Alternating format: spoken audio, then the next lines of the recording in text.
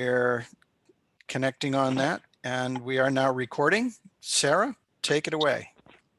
Good morning, everybody. My name is Sarah Ryan. I'm the Deputy Tribal Administrator and Environmental Director for the Big Valley Band of Pomo Indians, and also a co-chair of the CC Hub. I'd like to welcome you this morning, along with our other two co-chairs, Dave Caron, who's been guiding us through the technical difficulties from USC, as well as Rebecca Stanton from OEHA. Both of them are on and are going to be assisting with today's meeting. And Dave, you want to introduce yourself? My name is Dave Caron. As Sarah mentioned, I'm with University of Southern Cal. And Becky? She might. Yeah, good morning. Becky Stanton with Office of Environmental Health Hazard Assessment. Good morning. Morning, Becky. All right, so we are going to go ahead and move into our agenda. Thank you all for joining our quarterly CC Hub meeting.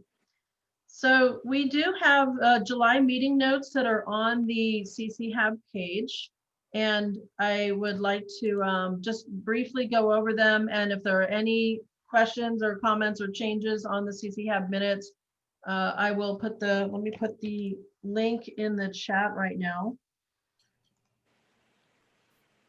Oops. Meeting. I think there's still a few more people to admit. Co-chairs, if you can help keep admitting people, great. So the minutes are in the chat right now for the July 7th, 2020 CC Hub meeting, which was also on Zoom.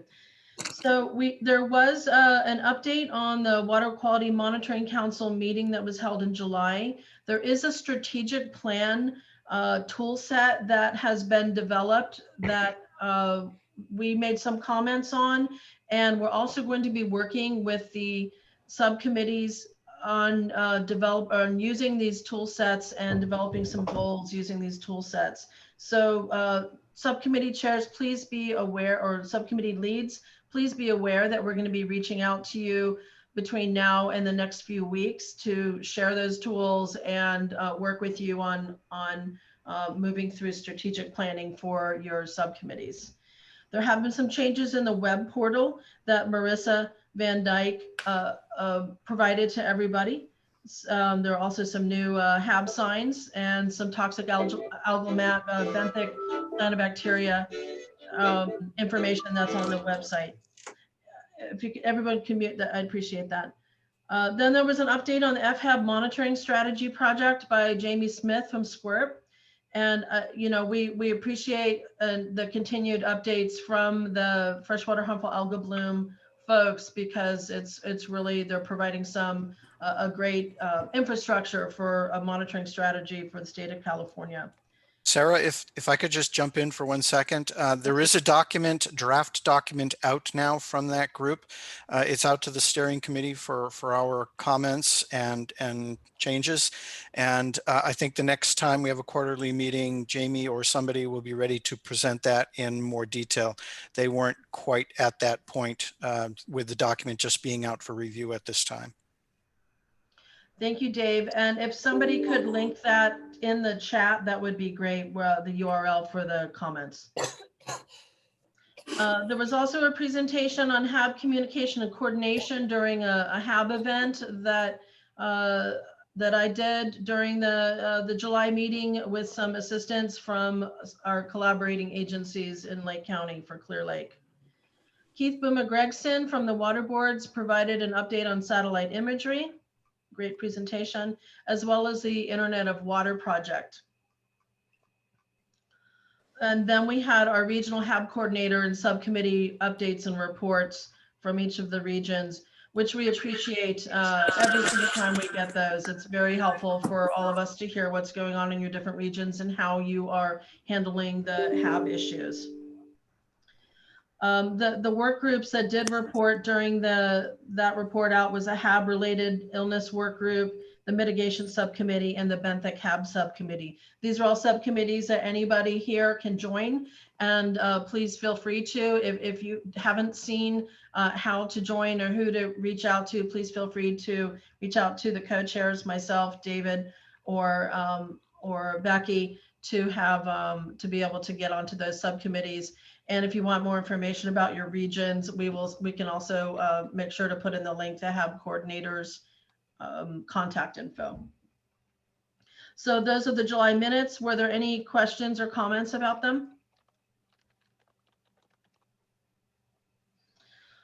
All right. Keith does have a clarification in his comments. He said the FHAB strategy comments are currently only circulating for internal agency review and technical advisory committee review. So Keith, do you know if that is going to go out to the public and when that might be?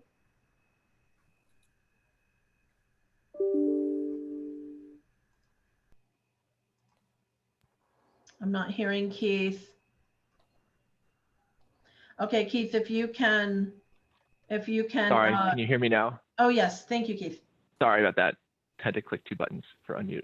Yeah, we're still determining what level of public review the comments might be engaged with. Okay. So we'll let you know. Thank you, Keith. And most likely you're going to be on the next agenda or the next quarterly meetings agenda to give an update on this, correct? Correct. Yeah, we're hoping to have a larger time chunk and that to go into it in detail. Thank you. Thank you very much. All right. Are there other updates that anyone on the committee would like to share?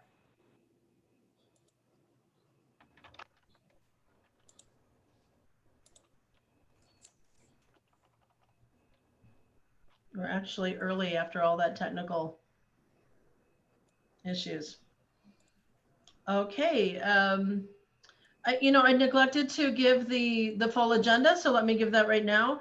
We are going to get an update from Ross Cooper, the OEMA Sea Grant Fellow, and Keith Bowman-Gregson from State Water Resources Control Board on the cyanotoxin producer chart update. Really interested in seeing this. I know that we use that cyanobacteria chart and the toxins they produce. We use that at Big Valley all the time. We're looking at your chart, so looking forward to this update. There's also going to be a presentation from Holly Bowers from the Moss Landing Marine Labs on advancing portable detection capabilities of HAB species in California waters.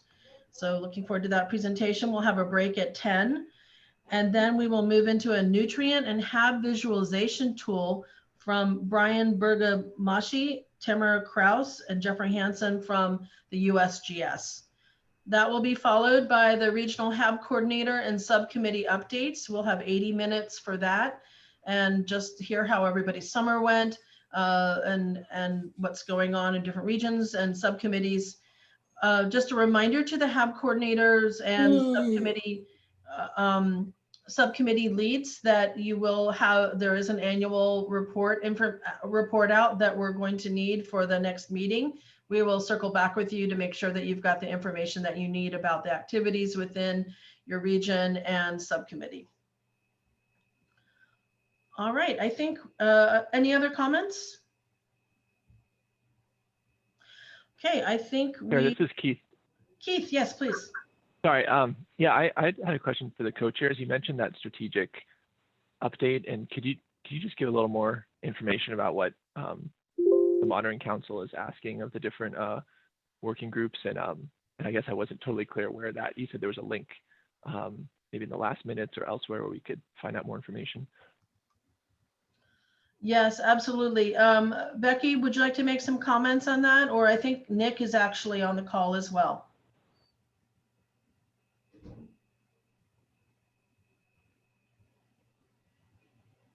Just to make sure you unmute if you're going to say something.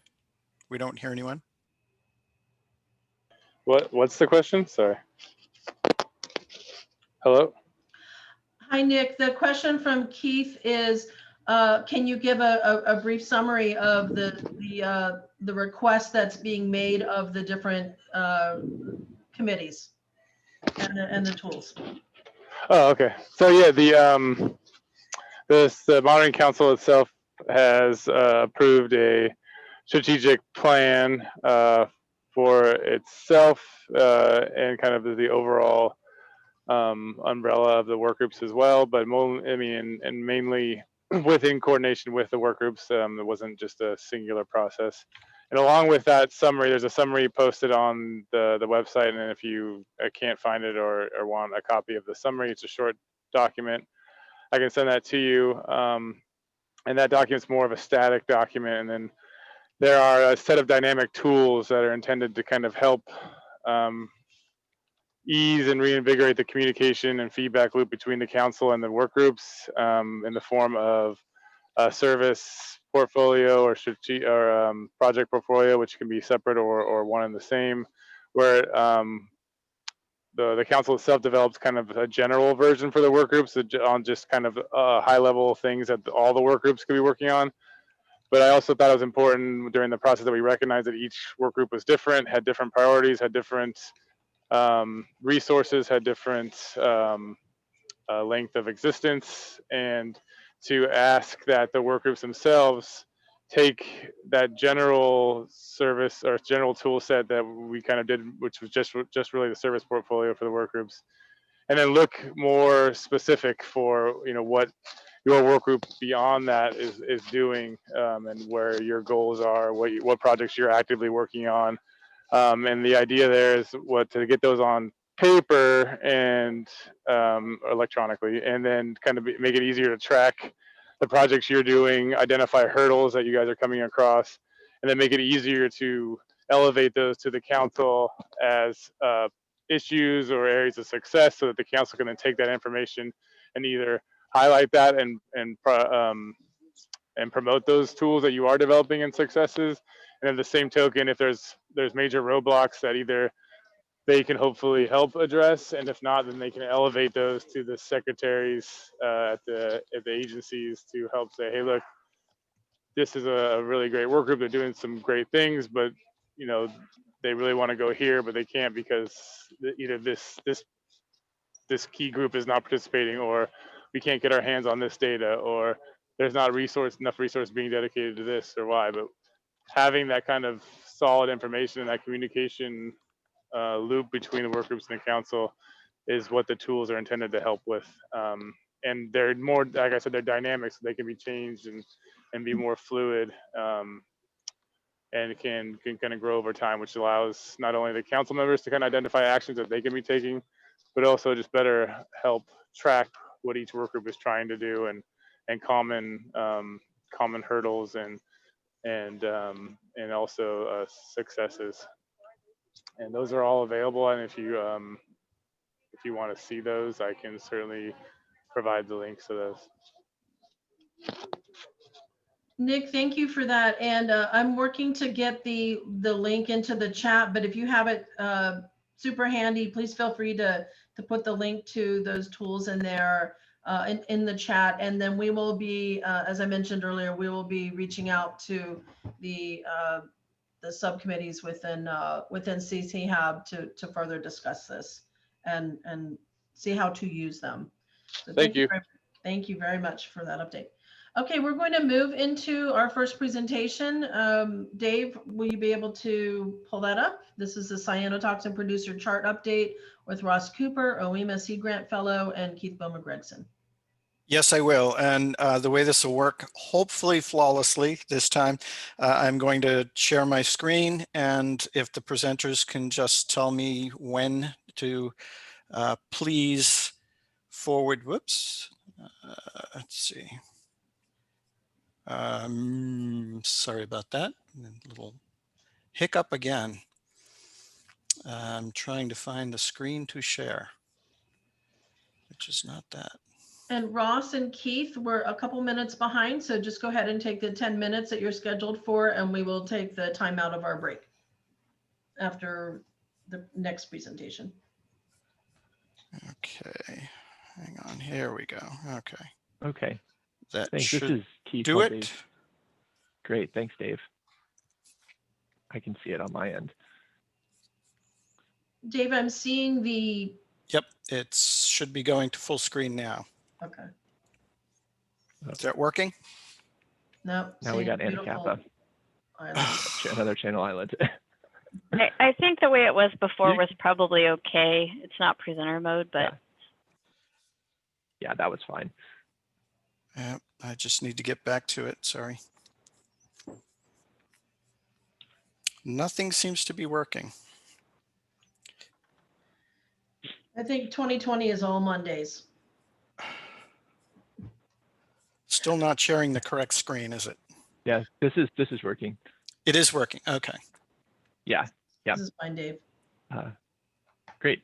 Hi, everybody. So this is Keith Bauman-Gregson from the Freshwater Harmful Algal Bloom Program in OWIMA at the water boards. And we have had a cyanobacteria toxin producer chart that was created back in 2017. And this year, our Sea Grant Fellow, Ross Cooper, joined OWIMA in the spring. And he came from an undergrad at San Diego State and then a master's at Scripps Institute of Oceanography. And he's been doing some great working on a bunch of different projects in our office. And so I've been thinking about wanting to update this as you're probably all aware, taxonomy revisions are relatively frequent within cyanobacteria, as well as new toxin producers are identified each year. And so I asked Ross if he could help me on this project. And so it's been great working with him. And so I will pass this off to Ross in a minute to go over a bit of the work we've done. And then in the chat, I put the link to a Google Doc. So I know not everybody has access to Google Docs, but it's a link to the Google Doc where you can see the new version. So you can also kind of follow on there too. So Ross, if you are on, I will pass this off to you. Yeah, thanks. Can you guys hear me all right? Yes. Okay, fantastic. Yeah, so Keith did a great job of already introducing me, giving some background of the project. So we'll just kind of jump into it. If you go to the next slide, please.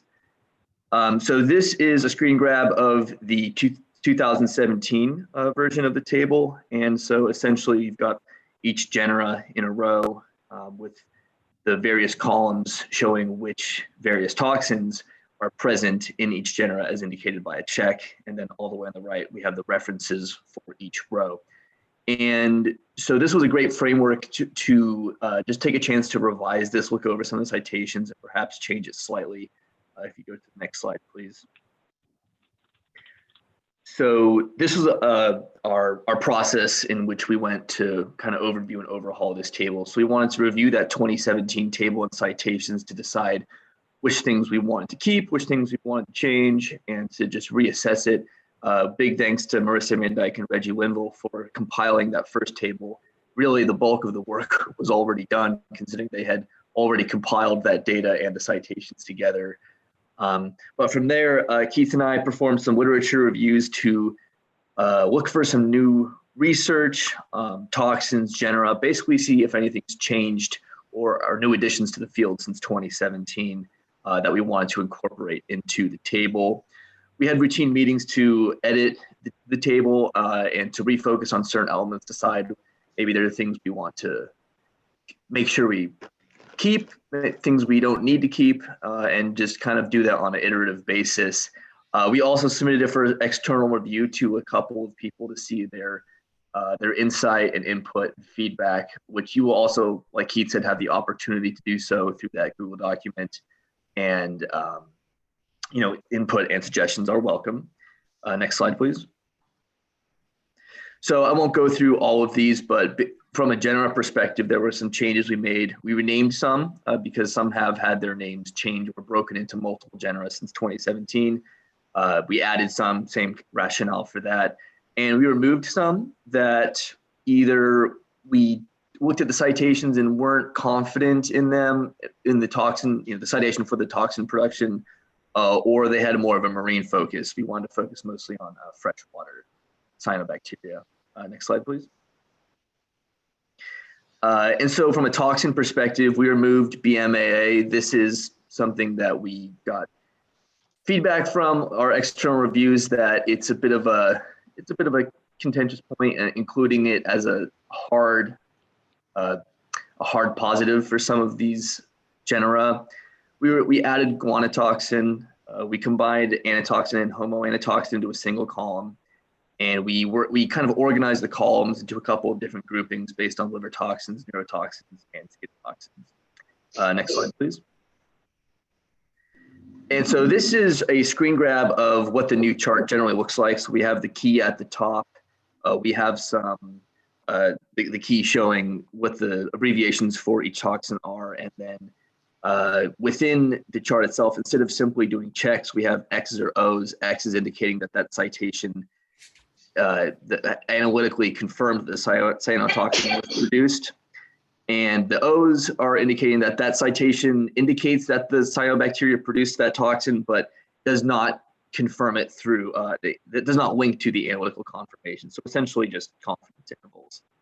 And instead of doing references just at the, general references at the end of each row, we linked a reference to each, or a citation to each individual case. So if you want to look up exactly, for example, looking at microcystin production in Fisherella, you could look that up specifically through that listed citation instead of having to dig through the references yourself. And this is just a screen grab, but this is essentially what that Google Doc looks like. So you all, if you have access to Google Docs, you should be able to look into that and provide feedback if you're interested. Next slide, please. And yeah, so we're going to be accepting comments on that through October 30th. And so you can provide, it's a comment only Google Doc, so you can make suggestions directly on that file. But then also our contact emails are available here. They're also available through the group as well too. But yeah, so if you're interested, please take time to look over that Google Doc, and we hope that this continues to be useful for all of you. Thank you very much, Ross and Keith. Are there any questions for them? Hey, Sarah, this is Christine. I have a question. Yes, please. So are you guys also trying to put together information specific to California based on what kind of cyanobacteria the different regions or the different monitoring programs are collecting?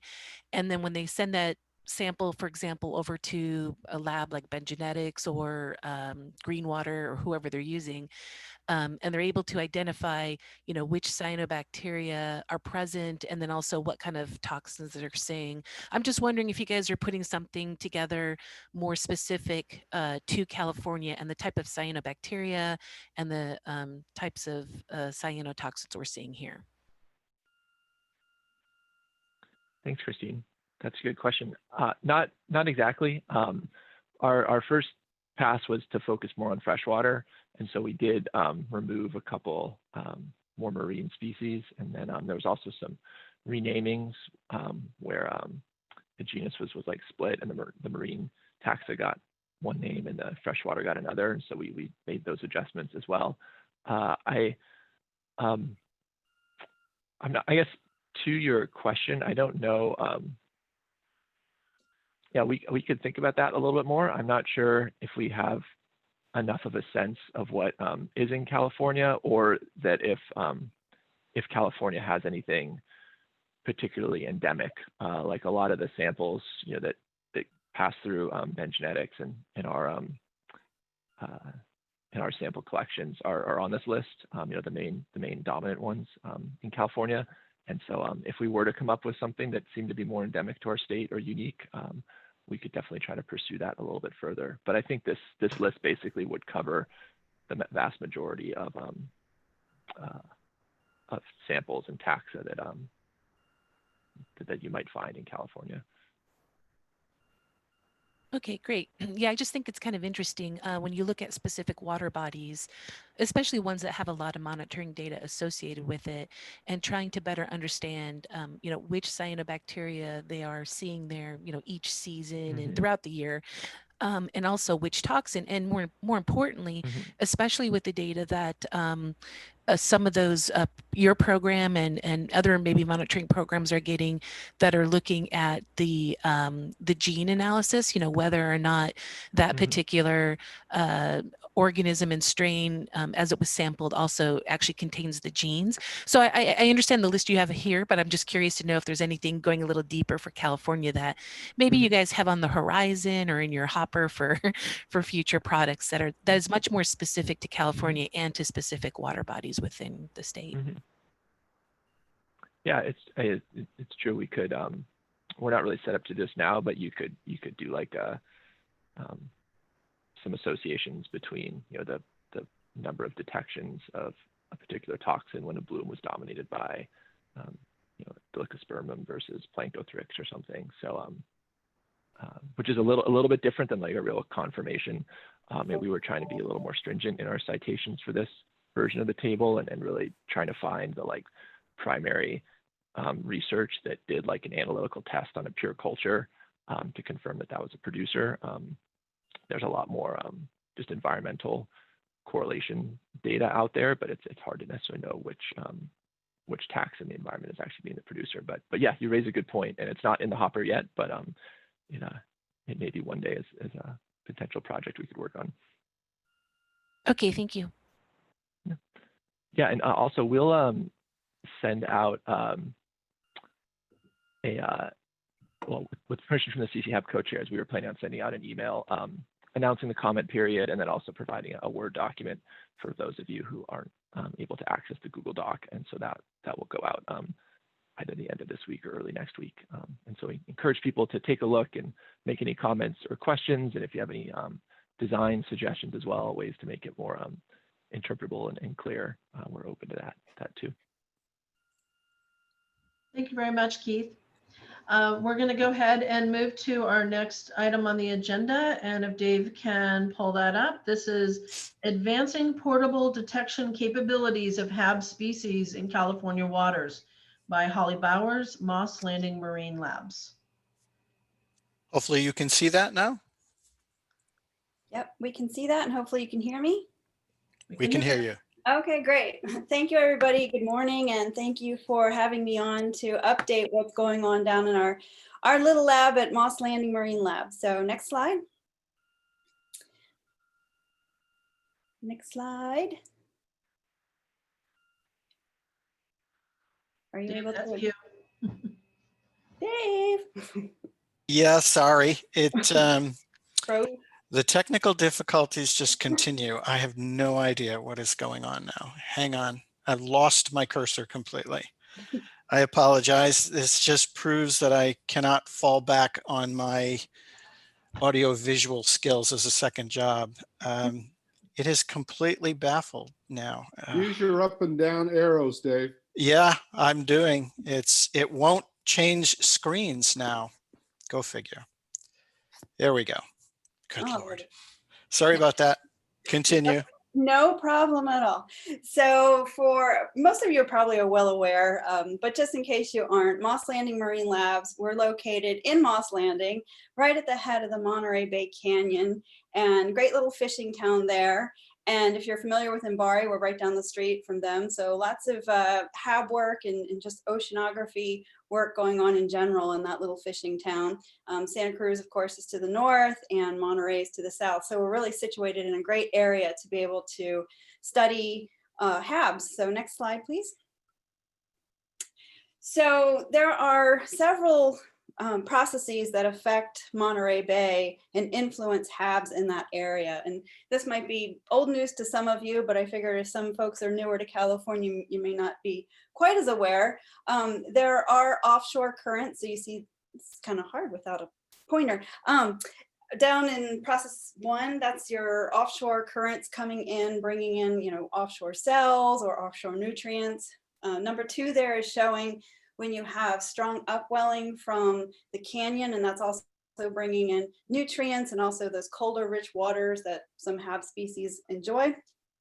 Number 3 there is showing some of our riverine inputs. So it's a highly agricultural area. So you can imagine that when we have those first flush rains of the season, you have all those nutrients that go into those major river systems and then flow out into the bay. After we get these upwelling events, we get process number 4 in the upper right, where you get this sort of relaxation and stratification. So you can get these thin layers of cells, some that hang out, right in those layers, or above that, more in the photic zone. They can also interact with any sediment that's churned up. So trace metals can be introduced into the system that support those blooms as well. And then the process number 5 is showing this sort of retentive area because of these offshore currents and also wind patterns, you get a lot of these cells that kind of congregate up in this Santa Cruz area, and it's really, they just hang out there and form these giant blooms. So next slide, please. And so a couple years ago, Sea Grant put out a call, and it was related to California Prop 84 marine pollution, administered in part by the Ocean Protection Council. And part of that mandate was to continue to build out a robust, cost-effective, and flexible monitoring program that can be responsive to future HAB events. And so we put in a proposal for this, and it was awarded, and it had two objectives to it. And so the first objective is to validate qPCR assays, but you can, if you're not familiar with that, you can just think genetic assays for 11 different HAB species. And this involves a lot. We would have to go and look at the lower limit of detection of these assays. We have to work out the dynamic working ranges and also specificity to California isolates. And the second part of the proposal is to then provide instrument demonstrations. So we have an instrument that'll actually do these qPCR assays in the field. And we want to provide that sort of service, if you will, to regional stakeholders through just small scale proof of concept type field trials. So next slide. And so this slide is of no surprise to most of you. This is most of you are in the freshwater realm, but Microcystis is one of the species that we want to sort of look at with our handheld device. And this is just a picture of Pinto Lake near us in Watsonville that historically has had some issues with Microcystis blooms, not so much recently, I don't believe. And of course, here's a picture of how they are morphologically and how they form colonies. And again, none of this surprises any of you to see that. But you know, down in the lower left, I won't put in a whole lot of genetics into this talk, but this is just showing the microcystin gene cassette. And so one of the parts of that cassette is the MCY-E gene, and that's quite popular for any kind of genetic assay that's looking for microcystin production. And so that's what we're getting up and running on our handheld device. So next slide, please.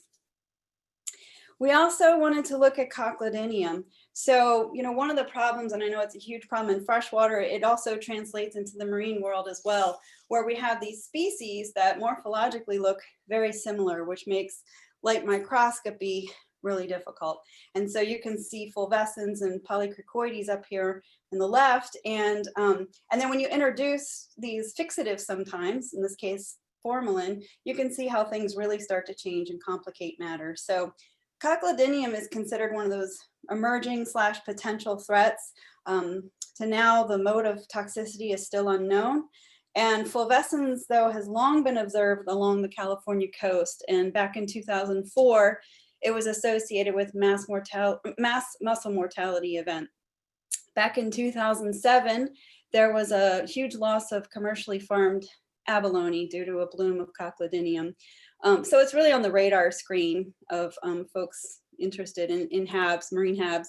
And so luckily out of that abalone work, there was a qPCR assay, a genetic assay that was developed. And so we are working to ramp that up on our handheld device. And Cochleodinium is one, though, it's a little tricky to get into culture. So that's always the fun thing to try to overcome with these different species as well. So next slide. We're also interested in ramping up an assay for Akashiwa sanguinea. Our students just love to work with this one because they come up with all kinds of names for it, like squashy pants and things like that. But this one's really fun to have in culture. It's also considered an emerging or potential threat. Very common to see, especially in our Monterey Bay weekly phytoplankton samples. In 2007, there was a large marine bird morbidity mortality event. And what happened was a surfactant that was sort of generated with this bloom and the crash of it inhibited proper feather insulation, which led to hypothermia. Interestingly, there's not a qPCR assay out there for this. So that's part of this project. Unfortunately, our student had done a lot of isolations back in March, had some up and going, and then everything shut down. So we lost all of those. So we'll be starting ground zero with that again. So next slide, please.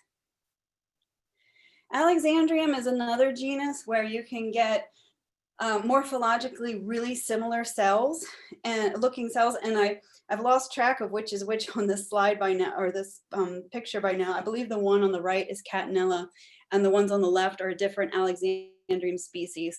And all these species, some are toxic and some are non-toxic. So that's why, you know, if you just do light microscopy counts, you're not sure, you know, morphologically they look so similar. It's hard to know if you've got toxic species in there or not.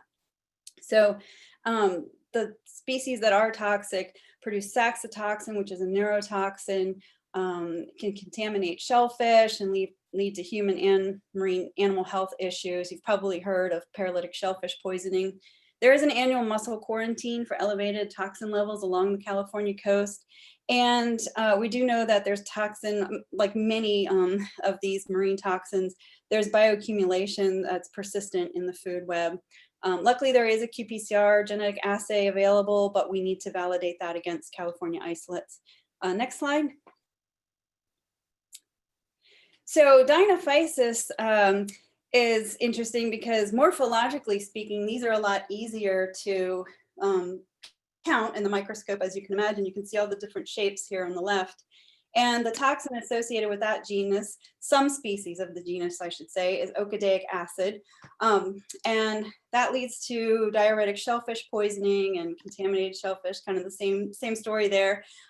Even though these are morphologically easier to distinguish, the problem is the bloom threshold for these guys can be as low as 100 cells per liter. So, you know, for some of the other species, you're talking more like 5,000, 10,000, or 50,000 cells per liter. These guys are pretty low. And so you can imagine you have to process a lot of water, and the chance of missing these low concentrations is easy to do. So again, genetics kind of comes into that. Culturing for these is very difficult. A Korean group back in 2005 or so figured out that you needed intermediate prey species. And so that was sort of the missing link in that, but I don't know many people who have been able to recreate that in the lab. And there are some published qPCR genetic assays. Again, these need to be validated though against California isolates. So next slide. And our favorite here, Pseudonychia, if you're around in 2015, you know the big bloom that happened on almost the entire west, well, it was the entire west coast, down to Santa Barbara at least, of Pseudonychia australis, which is the one on the left. And so again, these two pictures show you that you can have two species within a genus, Australis and Fraudulenta here. Light microscopy wise, it's really hard to tell what you have there. So you really have to, and Australis is sort of the one that's associated with these really toxic blooms, whereas Fraudulenta can produce domoic acid, but it's in usually a lot lower concentration. So you can do something more technical like scanning electron microscopy, which is the images you see below those light micrographs, but that's super tedious and it's going to take you a few days to get to those results. So what we really want to do is target this genetic material. And so here at the bottom, I'm just showing a very, very small snippet of a certain gene that these two species have in common. And if you align one species on the top, Australis, with what's on the bottom is Fraudulenta, you can see there sort of on the right-hand side, there's a lot of homology in their genetics. But when you look over to the left, there are definitely some base pair differences. And so when you think about genetic assays, that's really where you want to target your primers and your probes and things like that. And so hopefully that gets in your mind, at least, you know, how we think about our genetic assays. We have in-house assays for 4 different Pseudonychia species that were designed several years ago by a student. And actually, I was just over at Cawthorne in New Zealand, and we tried out some of the assays over there, and they worked on their isolates, which is really good because you think about these geographic genetic differences sometimes, and then sometimes you're surprised that you can actually design something that works on things, you know, on the other side of the world. So that was good news. They're interested in having these probes up and running in their own monitoring program. So next slide, please. So this might bring back bad memories of biology 101, or some of you might be very familiar with polymerase chain reaction, PCR.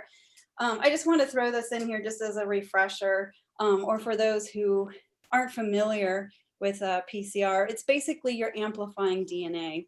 And so when we are out in the field and we get a sample, we filter it down, we have our genetic material that we extract from, you've got everything in there, right? You've got your target, you've got closely related species, you've got non-related species in there.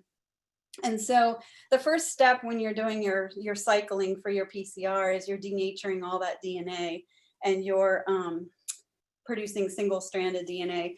And so in that second panel, then you see that's where annealing happens. And that has to do with your primer. So if you remember on that previous slide where I showed that genetic lineup where there were some base pairs that were different, that's really where you want your primer to be or your probe to be. Some kind of genetic snippet that's going to recognize, one species and not the other species. So you get those primers to anneal, and then that last panel is just showing extension. And so you get, you had a double strand, you get 2 single strands, they each turn into a double strand, and then those serve as templates. So you can imagine this process goes on exponentially. And that happens in general about 40 times or so. Next slide, please. So PCR was sort of discovered back in the 80s, and in the late 90s, some really smart people said, hey, wait a minute, is there a way to watch that amplification happening in real time? So sometimes you hear quantitative PCR, sometimes you hear real-time PCR, and this is what they're talking about. There's fluorescence that's been added to the reaction so that you can monitor this fluorescence going on actually in real time. And so if you can just imagine this first blue line in the graph has more genetic target in it than that last purple line. So it has more in it, it's going to come up earlier. The less it has in it, it's going to come up later. So that's sort of the general takeaway about how this reaction proceeds without getting into too much detail. So next slide. And so lab-based platforms for this have been, as you can imagine, really clunky over time. So that top picture, that's some probably the early 80s or late 80s hardware right there. And then in the other picture, that one does do the real-time PCR, that quantitative PCR, but you can see how big and clunky it still is, and it still needs to be in a laboratory. That is not portable at all. So next slide, please. So we love portability, right? I mean, this is like where everything's headed. So a few years ago, the University of Otago in New Zealand was interested in point of care for patients. So being able to show up to somebody's bedside and see if they have some sort of mutation in a certain gene, which might have them respond to some medication in a different way.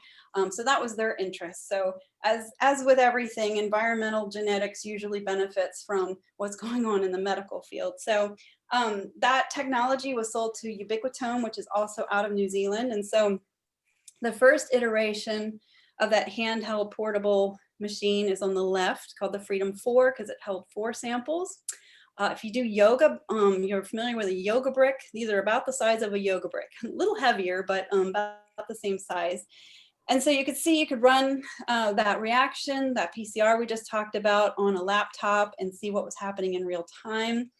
And Ubiquitome took it to the next level, and now they have the Liberty 16, which holds 16 samples, and we can actually run that off of our iPhone. So Dave, if you go to the next slide, hopefully my little video works there. This will really challenge our technology today. I think if you just click on that microphone in the middle, and then, oh yeah, and then down there, yeah, exactly. Thanks. So this is just showing sort of the size and the portability of it. It does run off of a battery that lasts, I believe, about 4 or 5 hours. And none of the reagents or consumables are proprietary, which is really nice because sometimes you run into that with these special platforms. So there you can see the cycling that we talked about earlier, and I can change that. I can also change the well names, put in my samples, and yeah, I take this out into the field. I've done this and set it up in the parking lot and ate my donut and drank my tea while while this was running. So yeah, it's all about portability these days, right? So, and these pseudonychia assays run a little long, but the goal is to have other assays running at about an hour. Now that's after DNA extraction. So next slide. So why do we care? Why don't we just grab water, take it back to the lab and eat my donut there? And, you know, well, we really want to be able to sample on site, because if we can think about, you know, throwing a Van Dorn down into the water, pulling up your slug of water, putting it into a carboy, all of a sudden you've got parameters that you can't control.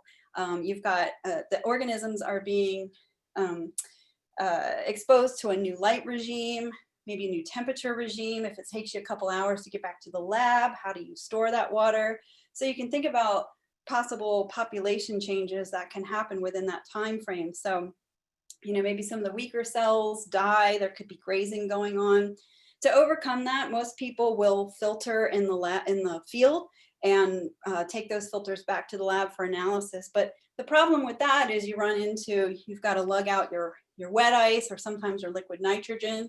And it really just lists more, introduces more parameters and more changes that can happen. So the goal at the bottom there is to eliminate all these time lags in these manipulations and be able to do things on the spot. Next slide, please. So I talked about these different partners that were interested in, you know, what this machine could do for them on site in terms of us showing up. And so Monterey Bay Aquarium has been interested because they take in raw seawater for some of their exhibits. And as you can imagine, if we've got toxic cells swimming around in the bay, they're sucking that in and potentially really threatening their some of their exhibits. And so they're relying on weekly phytoplankton counts. But again, that's just sort of one snapshot. So they have to be real careful. So they're interested in having us out there. We had a couple of interns last summer. They were so excited. We're going to the Monterey Bay Aquarium. Of course, we're going to swim with dolphins, yada, yada. Nope. We're going to work in the pump house, the concrete pump house there. And this is just showing us testing different ways of pumping. And so, you know, it's nice to have an electric pump, but you might not always have that capability out in the field. So we were testing this against sort of some hand pump technology that we had. Next slide, please. So, whoops, that's covering over. Maybe I forgot to animate that. So this is our Monterey Wharf sampling spot on the left, and the California Hab map that's covered there. Our Monterey Wharf is, oh, thanks, Dave, is in red there, and it's part of that whole network that goes out every Wednesday and looks at phytoplankton at all these different pier stations to really get a snapshot in time. And so this was our intern last summer, Cami, just showing sort of the, you know, we can do this. It helps to have a station wagon, but you can do this in the back of your car. You can set up, you know, bring your field tote and have everything right there. My goal is to have some sort of insert to kind of put into the car to be able to run around and, you know, do some testing in the field. And so we were just, a lot of this is preliminary work right now. This was last summer when we were just getting ramped up. And of course, we've lost about 8 months this year. So if you go to the next slide. Oh, did it freeze again? Oh, thanks. So this was the qPCR genetic assay that Cami ran on her samples. I can't remember if this was Cochlodinium or Dinophysis, but you know, it's a little tricky. It's a little catch-22 because we want to get away from cell counts in the field. Yet if we have something that's really hard to culture, we still have to ground truth our assays against field samples. And so here's what we were doing there. We were just seeing how that assay would work in the field and, you know, testing her reproducibility and things like that for setting up the reaction. Next slide.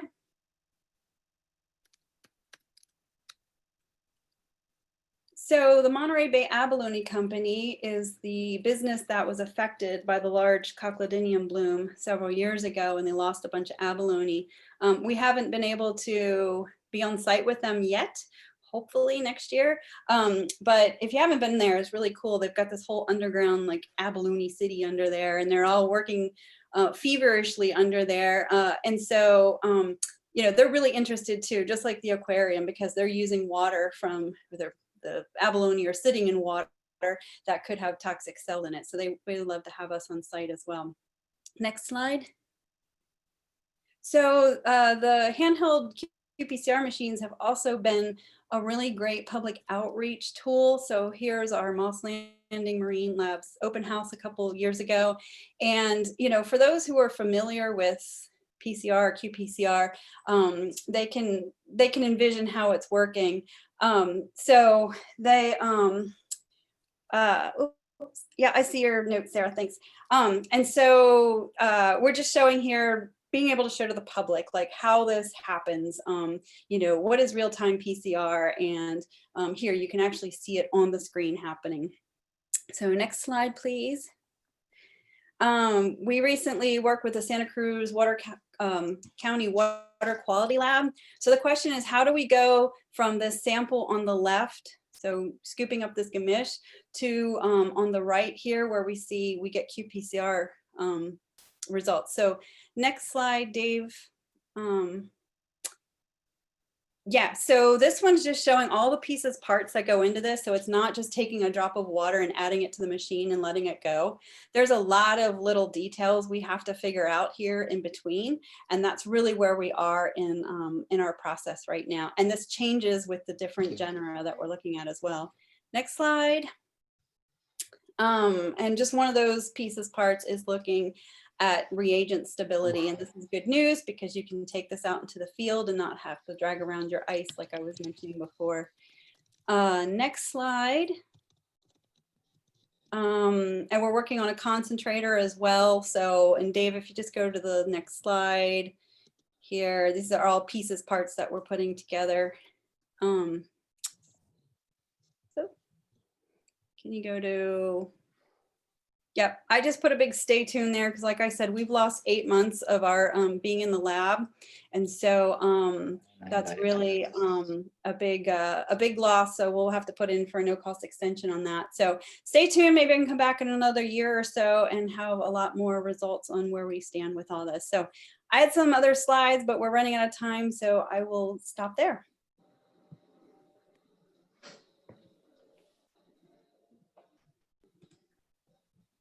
Thank you, Holly. That was really informative. Are there any questions for her? This is Sue Keitel with EPA. Thanks, Holly. That was a great presentation. And I'm wondering if you have thought about introducing it to desalination plants that are taking in ocean water to make fresh water and need to assess toxin levels in the intake water. Yeah, I have not specifically reached out to anybody in that industry, but I'm totally open to that. It's definitely another great application where this handheld device could come in real handy.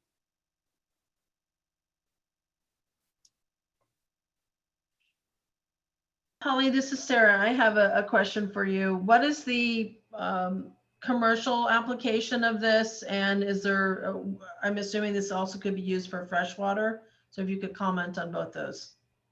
Yeah, actually it's commercially available. I'm not quite sure how much they're selling them for. I got in on the grandfather deal, I know with mine. And application wise is all over the map. In fact, when I was in New Zealand, they had sent one down as a loaner. And then when COVID hit, they swiped that back from me. So they're actually using it for medical. You can use it for freshwater. PCR is really, and qPCR, they're really a general technique that can be applied pretty much to anything, soil science, terrestrial, where everything. It's just all the nuts and bolts in between that is really challenging to figure out. It looks like there's a comment from Keith Gregson. He's saying you could run phytoxygen kits pretty easily on the portable qPCR. Yep. That's this question. Yep, absolutely. And we've done a little bit of that.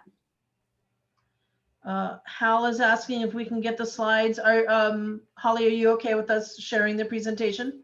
Sure. Yep. Great. Susan Fricky from Karuk is saying that was fantastic. She loves the portability discussion, showing people how qPCR works. Tamara Kraus USGS is asking, does a portable qPCR run one primer at a time? Well, it's really one assay, but if you've got the same, if you work it out so you have the same cycling parameters, you could run a couple of different assays at the same time. You cannot multiplex, if that was the question, multiplex sort of for other more sophisticated in-lab platforms. You could run multiple targets in the same reaction. This one only has one fluorescence channel. So if you do more than one assay, it's got to be, the cycling's got to be about the same, and it's got to be actually in an individual well from each other. So have you just been running it for domoic acid, or have you been doing it for other toxin producing organisms? Yeah, so all of the ones that I showed, whether it was microcystis or Pseudonychia or Cochleodinium, we've been focusing on the Pseudonychia ones just because those assays were designed in-house against California isolates, and they've been the ones that have been sort of more advanced and ready to go, closer to deployment. So those are the ones we've been focusing on. But those other ones, you know, we hope to get it to where we could maybe run a couple of them in the same run, not in the same tube, but in the same run, if we can get those cycling parameters. And what we can do too is take out a field scope and kind of do a quick peek. Oh, they're diatoms, or oh, there's dinoflagellates, and kind of get an idea of what we should, you know, go ahead and set up our reactions for in the field. Hi, Holly. This is Keith. Have you guys tried driving with it? Is that possible, or does it have to be? Funny you asked that. I did once. It didn't go so well, but I'm not quite sure. It doesn't make sense why it didn't go well. I think, yeah, we have to figure that out, because I'd love to get it maybe just in a, you know, it's got fans in there, so you don't want to like wedge it in somewhere, but at the same time, you don't want it loose, so it's jumping around and bumping around. So I'm going to play around a little more with that. I think we had it a little too wedged in last time. But yeah, great, because I would love to drive, you know, to a site, set it up, and then as I'm driving to the next one, yep, be able to run that and have some reactions. One last question that I'm seeing, and then we'll move to a break. Susan Flaherty is asking, do you have assays for antitoxin producers? Not at the moment, we don't. No, this proposal, that's the panel that we put in for in terms of those species. But you know, this is all kind of pilot work right now. Once we get a pipeline up and running, we can definitely start adding in other assays. Thank you, Holly. Great presentation, and thanks for being available for additional questions. If you don't mind putting your email in the chat, then people can get with you if they have any other questions. Also, regarding that, Keith Bummer-Gregson said, regarding antitoxin, Ben Genetics has antitoxin qPCR, but Phytoxagene does not. All right, we have a 15-minute break that I'm going to cut down to 10 so we can kind of stay on time. So let's move back at 10, come back at 10:15 for our next presentation from USGS. Thank you, everybody. And could the presenters on the next talk, nutrient and phytoplankton visualization tools, just stay on the line so we can see if I can work out any technical difficulties, please? Sure thing. Hi, is this Tamara? Yep. Okay, I'm going to try, and I think I may have figured out what was going on. I've been trying to use two screens, and it did not work. Two extra screens. So I've dropped off one screen, and I want to see if I can get this in presentation view. So I am going to share my screen here, and let me know if you see that. Do you see your presentation? Yes, I do. Okay, let me see if I can go to full screen, to full presentation view, and see what that does. Oh, then it lets people know how long your talk is. That looks good. Okay, so that is full screen for you now? Yeah. Okay, and then I can go through and then, all right, and that should have gone back to the working view now. Is that correct? That's correct. Yep. Okay, and then that should be stop sharing. Is that correct? Yes. Okay, so last question then, who will be doing the when you go live? Is that going to be Chuck? Yes. Okay, Chuck, are you on the line? Yes, I am. Okay, then what I'm going to do right now is I'm going to make you co-host. You should be co-host now, so that when this talk finishes, I will stop sharing. You can share your screen and you can go live to wherever you want to go. Perfect. Thanks. That works? Okay, then I think we're good. We'll see you after the break. Thanks. Thank you, Dave. Yeah, sorry about the technical issues. That's great.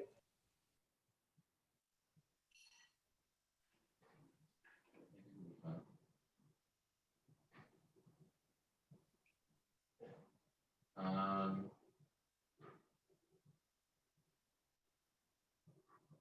mean, Maggiano sounds good, or like you do like Yard House or something. I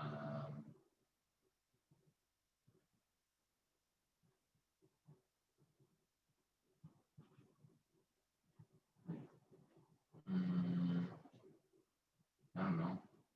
Do you have any preferences between those two?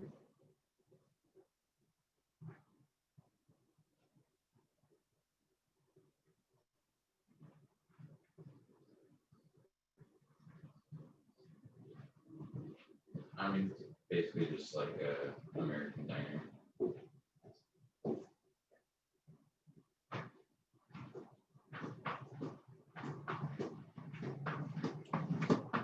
I mean,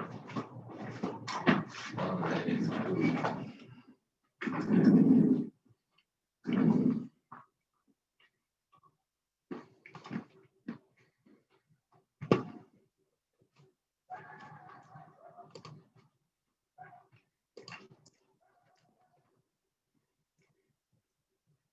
Yeah.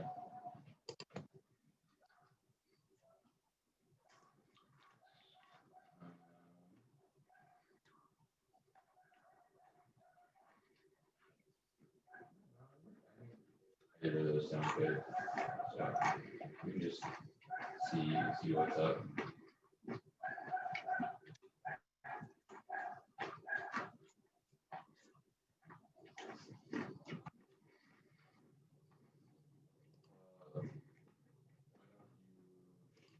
Try on this first.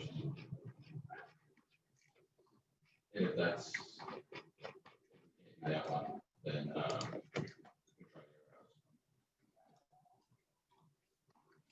That sound okay?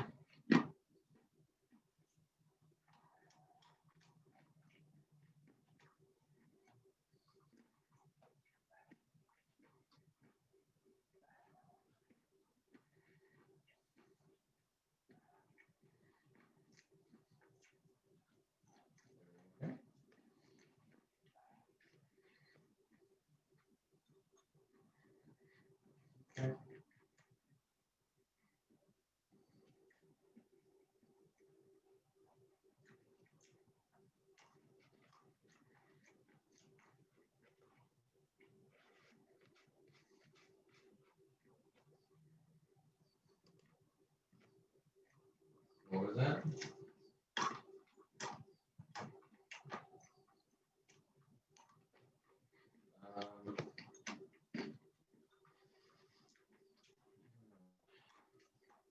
I'm not sure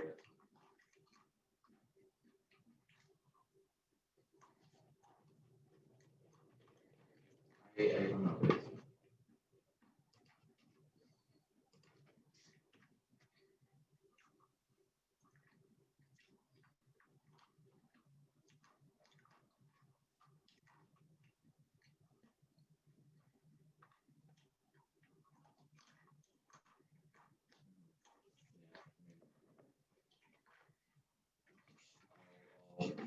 let you know soon.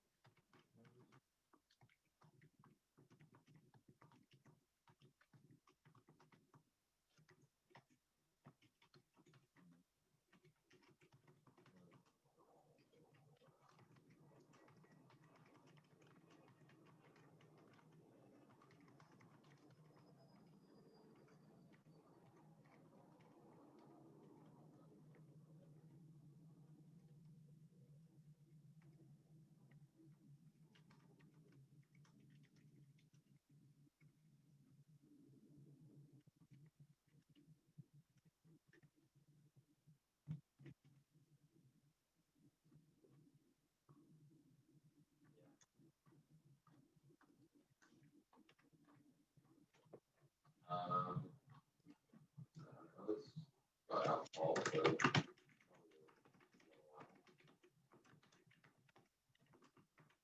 yeah, I'm sure.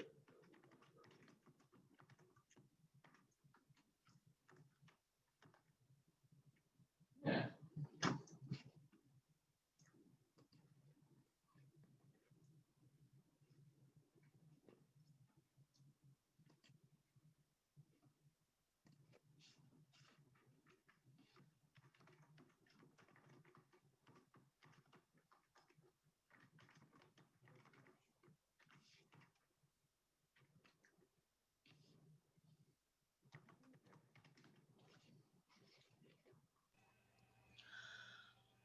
All right, it looks like it is 10:16, at least on my computer.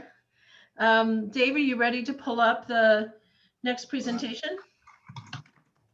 Yes, here we go. We have a real treat today from USGS, and not only a presentation, but we're going to have a live demonstration of a HAB visualization tool that they've been working on. So Tamara, if you'd like to introduce yourself and your group, that would be great. And Dave's got your slides. Okay, sorry, I'm trying to find usual. Hi, thanks for inviting us to this group. My name is Tamara Kraus. I work with Brian Bergamaschi, who is out setting up one of our boats for a mapping campaign next week. We just got a third new boat to drive around in the Delta. The third person on the byline here is Chuck Hansen. He's going to give the presentation of our visualization tool after I give an introduction. So there are a lot of people on the line, so I thought I would just introduce our group in general. We're about 10 slides I'm going to run through to give you an idea of some of the work we're currently doing, and with a focus on, of course, the work that relates to harmful algal blooms. So we're the biogeochemistry group in the California Water Science Center. We're located on the Sac State campus in Sacramento. The Water Science Center has also offices throughout the state of California. And our mission is really to do research that helps the public manage, just manage water. But we do lots of different studies that don't also focus on water quality and water supply and habitat. So we have kind of a fairly large group right now. I listed all the names. We're almost 20 people right now. And we have a lot of hydrotechs that are out in the field, making sure that our instruments are running properly, that we're collecting water samples properly, and people that work in the lab. We have, I'll run through a list of the different topics we run out, but we also work closely with the hydrodynamics group. That's also about 15, 20 other people at the USGS that are looking at flow and effects of different hydrodynamic forcings in the Delta, as well as lots of other collaborators. And I listed here some of the main agencies that fund the work that we do, just to make sure that we give everyone credit that we collaborate with that makes our science possible. I like this picture here. It makes us look like we're a pretty tough group of people. We have a great group of people that are pretty committed to the science that we do, and that's how we can get stuff done. So that was when it wasn't so warm out, when we were first learning how to be on boats dealing with COVID. Next slide.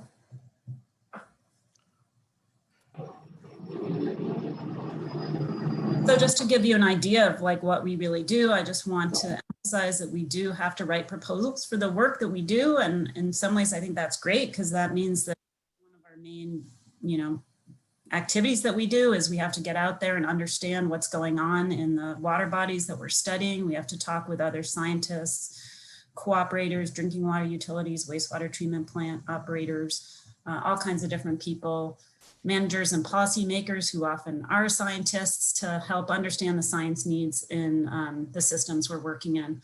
Most of our work right now is in the Delta, so that's what you'll see data on, but we can do work really anywhere. We've done projects in the Great Lakes, and we've done projects in Oregon, collaborating with other people. So, so we have to try and understand what the science needs are, and then we have to figure out ways that we think our skill set or a skill set we can develop or people we can collaborate with, we can come up with a plan to address those science needs. And we write a proposal that hopefully gets funded so that we can actually do the work and then we have fun doing the work. And then the next step, of course, is to take that data and make it available to the public. The USGS has two ways that data is made available. One is through the National Water Information System, which is really specific to a lat-long location where all the parameters are uploaded there and you can go and download that data. And then we also publish, we also have ScienceBase, which is another form to publish data. Maybe Chuck can touch on that since he's more the data person. And then we also publish journal articles and reports that are more interpretive. And what we're here to talk about today really is how we're trying to get our data out there, which, as we know, everyone's collecting more and more data. It's much harder to get a handle on it using these new visualization tools. So basically getting it up in the cloud so that it's not just accessible to people, but it's accessible in a way that they can explore the data more easily. And this is also going to help us explore the data more easily. And actually, on the intro slide, I wanted to point out that in our biogeochemistry group, we don't have anyone that's actually a microbiologist or a phytoplankton ecologist, but we do collaborate with people that are more versed in phytoplankton ecology.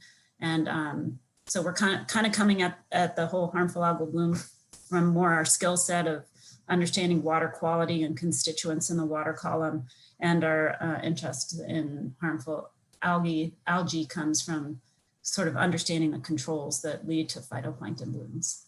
Okay, next slide.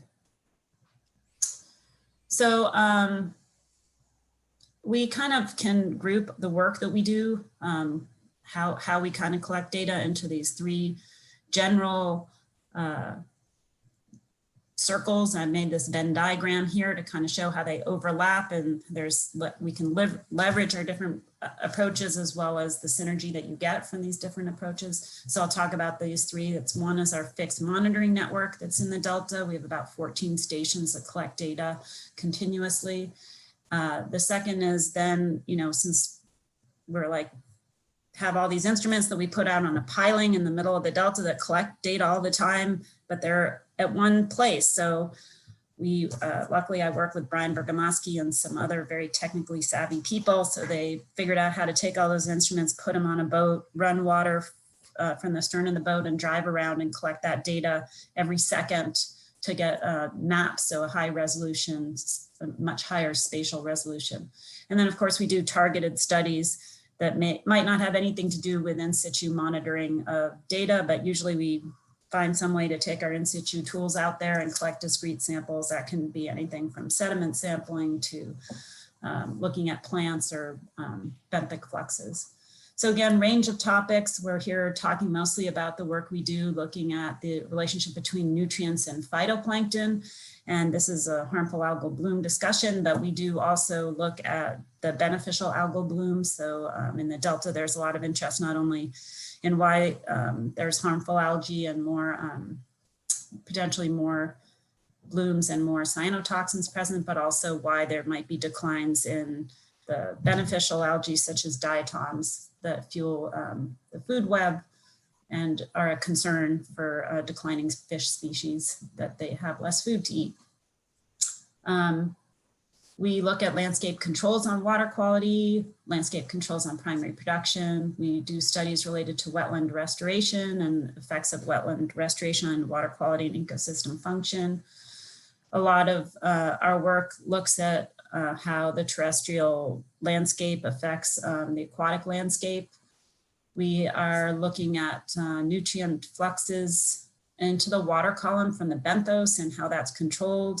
We have a current project working with a researcher at UC Davis where we're actually looking also at the microbial community in the benthos, and there's a linkage there with, of course, cyanobacteria in those samples and what kind of organisms are living in the benthos across the Delta. In the past, our group actually was quite focused on drinking water quality and sources of dissolved organic matter and dissolved organic carbon, which forms disinfection byproducts. We don't have as many studies on that in California, although we still collaborate with others on that topic. We've done some subsidence reversal, carbon budgets, and contaminants, especially mercury. And then I just wanted to put a reminder there with that little graph on the right that often when you're trying to figure out what's the science need, what data do we need, what do we need to understand, you often come up with different parameters you want to measure. And then of course, it'd be great if we could measure everything all the time at every location, then we'd know, we'd be all knowing and understand everything, obviously. Well, we might still not understand why things happen, but at least we could track what was happening. But of course, there's always a balance between how you're going to collect data at a certain temporal resolution and a certain spatial resolution. So you'll see our different approaches are often trying to figure out like, how can we get the best bang for our buck? And that's often why we're using these high frequency in situ tools to collect as much data as we can. Next slide. Okay, so just wanted to briefly give you an overview of what we're doing and kind of the spatial and temporal resolution that we're doing it at. So first on the left there, you see our fixed monitoring network in the Delta. We do have some stations in the bay that are off this map, and we have one in Rodeo Lagoon near the Golden Gate Bridge. Now, if anyone knows about that little water body that has issues with algal blooms. So we have about 14 stations in the Delta that collect data every 15 minutes. Then we also take the same instruments that we deploy at our fixed stations there and put them on boats, and then we drive around so we can make these maps as a contour map of where the boat, we take the data from our boat tracks and can contour it so we can get an idea of what the parameter looks like across the whole Delta. And then, and I'll go over these in a little more detail. And then of course we have targeted studies, and the targeted study that I will mention today is some funding we've gotten from the USGS and now more recently a proposal funded by the Delta Regional Monitoring Program. And also from the Delta Science Program to start looking more closely at the types of phytoplankton and their associated cyanotoxins. So I'll talk about that. So next slide. So again, our fixed monitoring stations are located across the Delta. Our most, I know for harmful algal blooms, a lot of them are in the central and southern Delta. Middle River there to the south is our most southern station. DWR has stations also throughout the Delta. I didn't have a map of that, but what we're doing is at most of these stations, flow is being measured by the USGS hydrodynamics group. That gives you velocity and stage. And then we have a YSIXO, which gives you basic parameters like temperature, specific conductance, turbidity. And then we also fully load it up so that we have dissolved oxygen, pH, the total algal sensor, which gives you fluorescence of chlorophyll A and fluorescence of blue-green algae or phycocyanin, however you prefer to use that term. Fluorescence of dissolved organic matter, and then we have a SUNA V2, which gives us nitrate. Then we visit those stations monthly, grab samples and analyze it for a nutrient suite, dissolved organic carbon concentration, as well as optical properties to get an idea about the type of organic matter that's in the water.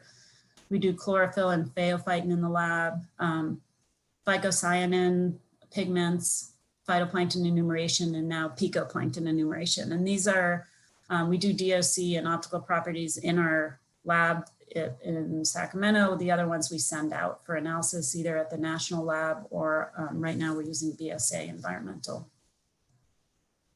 So that's what most of our stations have right now. These stations, by the way, are funded right now mostly by the Bureau of Reclamation, as well as some from a Prop 1 grant. Next slide.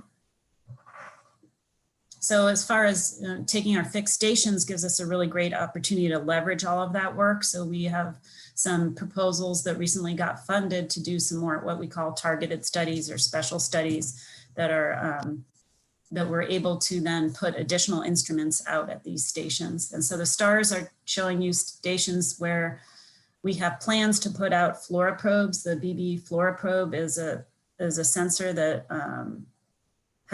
measures a wide range of different fluorescence and then bins that to tell you not only the total chlorophyll concentration that the instrument thinks is in the water, but also blue, greens, diatoms, green algae, and chlorophytes. Blue, greens being cyanobacteria, sorry. And for those of you that are on the phone that have used these instruments before, the YSA-XO has 2 channels, fluorescence of chlorophyll A, fluorescence of phycocyanin, and it doesn't really do a very good job of seeing harmful algal blooms. And there are several reasons for that. We think one of the main reasons is really that a lot of these blooms are often colonial sizes, and really that since the sensor is just looking at such a large volume of water and those colonies kind of flash by, that when you just take a 1 second reading or something, that you're not really properly estimating those organisms. Also, sometimes there might be in a different place in the water column than you put your instrument. So there are a bunch of reasons that that's the case. Whereas the BB fluoroprobe has been shown to be a better instrument for seeing the blue-greens in the water column. It does have a larger path, sort of I think of it as a flashlight, a larger beam. It's measuring a little bit greater volume than the XO. And Brian Bergamaschi actually was part of the Alliance for Coastal Technologies, which was a working group that actually evaluated different instruments for their ability to measure harmful algae. And this one was rated to be the best. So that's why we tested that, and we've purchased several, and it's still kind of a pilot study to collect this data and compare it to the other data that we're collecting at these sites. And so that's one of the reasons we're calling this a targeted study, is we're still trying to figure out what these instruments are really telling us and how well they work. So the other targeted study, special study that's being added on is recent funding we got from the USGS to start looking at cyanotoxins at these stations. And we're doing this 2 ways. One is by collecting whole water, and one is deploying and then collecting spat bags. And that's happening at the 3 locations where the stars are colored in blue. I should point out that I think I know that Chuck actually was out there. He's in charge of figuring out how to configure the fluoroprobe so that it can report data. There's a computer dashboard out there that he can explain if anyone's interested. Out at the Confluence station, we have the fluoroprobe deployed out there in just the last couple weeks. And then they're going to go in at Decker and Jersey Point, the additional ones. And we just got agreement approved with a Delta Regional Monitoring Program to deploy one at Middle River, but that probably won't go out till spring. And then the Delta RMP also funded additional whole water and spat bag sampling at 4 additional stations. I didn't put those on this map. Actually, it said at Middle River, at Liberty Island, and then it's a collaborative proposal with DWR, with Peggy Lehman and Sarah Lesmeister, and they will be also collecting whole water and spat bags at 2 of their stations at Vernalis and Rough and Ready. So that's the monitoring network and what's kind of going on, coming down the pipe as far as collecting data on cyanotoxins at those sites. And I have another slide to give you a little more detail about that before I finish. Next slide. Okay, and so then we took a lot of those same instruments that are that we can deploy at fixed stations. We put them on our boat. We have a pickup tube at the back of the boat that picks up water, flows it through we call it a flow through system. We have a whole bunch of instruments, some redundant instruments that are ones that we don't deploy at our fixed stations. And then in addition to getting nitrate every second, we can also get ammonium, because we have a benchtop ammonium instrument that we flow water through. And so we can get a map of ammonium that looks like this across the Delta. We also have a floor probe installed in that flow through system. And then sometimes we also have a Picaro instrument that can measure stable isotopes of water, which can give us information about water source and water age, water residence time. And we have other instruments that can give us information about the particle field, like, sometimes we have that on there too.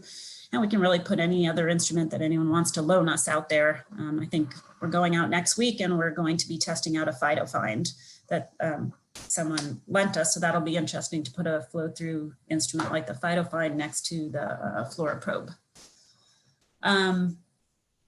In addition to these instruments that are collecting data every second, we also stop at about 30 locations. These boat mapping days take 4 days to do, 4 pretty long days. And we stop, the boat stops, and we collect discrete samples that can be sent to the lab. These are data that will validate how well the instruments are working, as well as look at some other parameters that we're not able to measure in situ, like phytoplankton enumeration. Next slide. And again, we got additional funding to leverage this work so that we are doing cyanotoxin analyses at these during these mapping surveys. So we're collecting data at each of these points, and then we have spat bags that we're putting in line as the boat is traveling between these, so it can pick up to see if we're picking up different cyanotoxins between those stations. And then we'll, of course, take that data and relate it to all the other data that's already being collected to try and get a sense of how we can look at what the controls are on harmful algae and their cyanotoxin production and transport through the system. Did I just get a chat message? Yeah, it's just reminding you of the time. Oh, sorry, Chuck. Okay, I'm going to speed up here. 2 more slides, I think. Just to let you know, we're doing whole water grabs as well as putting out spats. I think most people on this line are probably familiar with what those are. One is a grab sample. We're not actually using those kind of bottles, but that's okay. We get a dissolved in particulate, but that's a snapshot in a specific time and place where the spat bags, you can relate it to the amount of time, the amount of water, and then the physical location that the spat bag has passed. In case when you put it at a fixed station, of course, this is a very hydrodynamically dynamic system. So water is sloshing back and forth. So like if you even put your spat bag out at the confluence, for example, some of that water spent its time in Sassoon Bay and some of it spent in the Sacramento River. So that's what we're getting a look at by putting the spats out at the fixed stations. On the right just shows you the 2 methods. After discussing this with lots of different people, including Meredith Howard and Jennifer Graham and other people that do have done a lot of cyanotoxin analysis. We decided we would run all of these for LCMS to sort of get a picture of what toxins are there, and then a subset we will be running for ELISA. Next slide.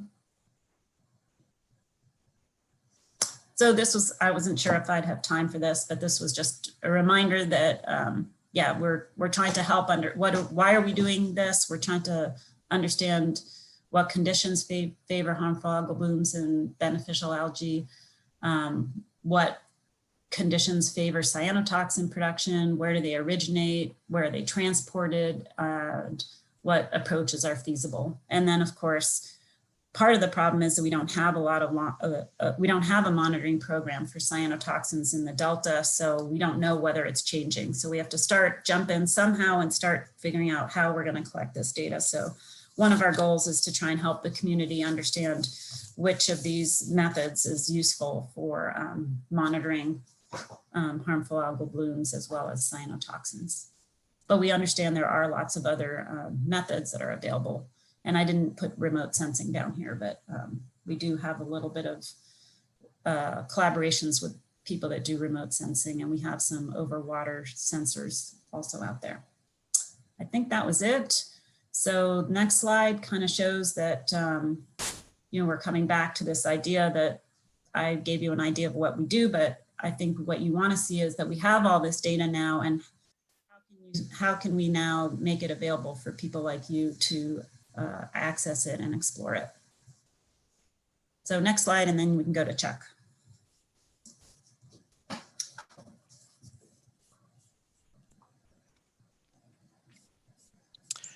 Chuck, you can, you should be co-host now. You can share your screen down on the bottom. And there you go. All right, thanks, and thanks, Tamara.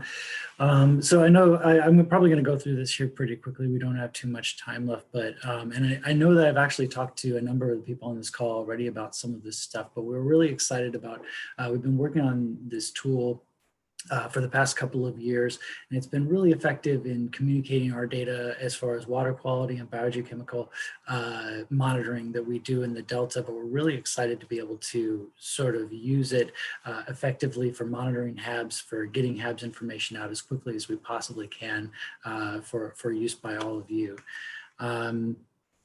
So as Tamara mentioned, all throughout the Delta, we have monitoring stations constantly sending all kinds of constituents, water quality, geochemical constituents back to our servers and being stored in our database. But this is just creating a ton of data every year, about 300 million data points a year. And we've been doing this for about 10 years. So we have multiple billions of data points here, which can create these really large, dense, beautiful data sets that are really, really useful, but they are very difficult to use and sort of impractical to share with people. And our team works really, really hard to keep these things up and going and to really make sure that our data is the best quality that we possibly can. So we wanted to come up with a really great way to share data with the community and with the people that have an interest in it. So this is a live visualization from our website. And on the left side, you'll see all of our stations in the Delta. We can go through and kind of go over and just get some, metadata about the different stations. Over on the right, you'll see all the parameters that we're sampling for every 15 minutes. I can go in and say Decker here, just choose one of the stations. So this is up to date as of this morning when I did a download, but if you go to it on the web, it's updated up to the last hour here.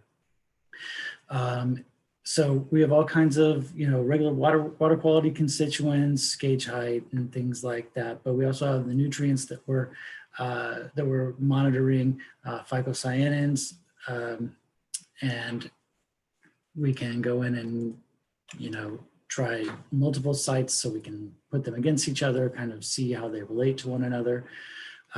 There's tons of data in here. We're looking at the last 5 days, but we can just as easily go in and do the last 5 weeks, the last 5 months. We have 10 years worth of data in here, like I said, and it's really fast, really responsive.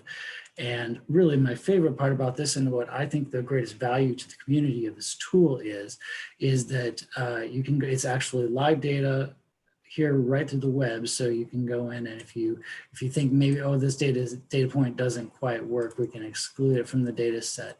Or if we have an area of interest, a time period of interest where we want to grab the data from, we can just highlight them and mouse over, and then you can download all of the data directly from the web into CSV format so that you can throw it into Excel or into R or whatever in order to use it for analysis. So this is really exciting for us. Like Tamara said, we currently have a floor probe out here at the Confluence site. We are going to be putting later this year out to Decker and Jersey Point here and Middle River down here in the Southern Delta. And in the next few weeks, we will have real-time phytoplankton taxonomy data coming from this Confluence site, and it will show up just like this every 15 minutes with a full taxonomy of phytoplankton coming through in real time for you to download.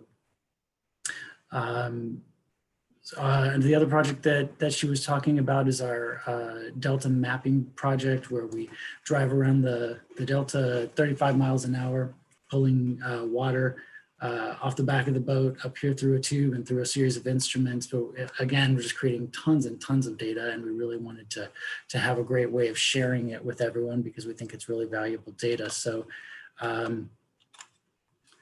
so here's the result of just one of those maps. We're looking at May 2018, and we're just looking at nitrate right now. We can switch, these are just our nutrients, but we have everything else mapped that we're measuring approximately 35 parameters at 1 sample per second. We can switch to ammonium here. These are live maps, so you can go in and look up here where the wastewater treatment plant is at the ammonium change. We can in the same visualization, put two maps next to each other. So we're looking at May from 2018 and July on the right. So this is nitrate. Again, we can go in and look at say diatoms and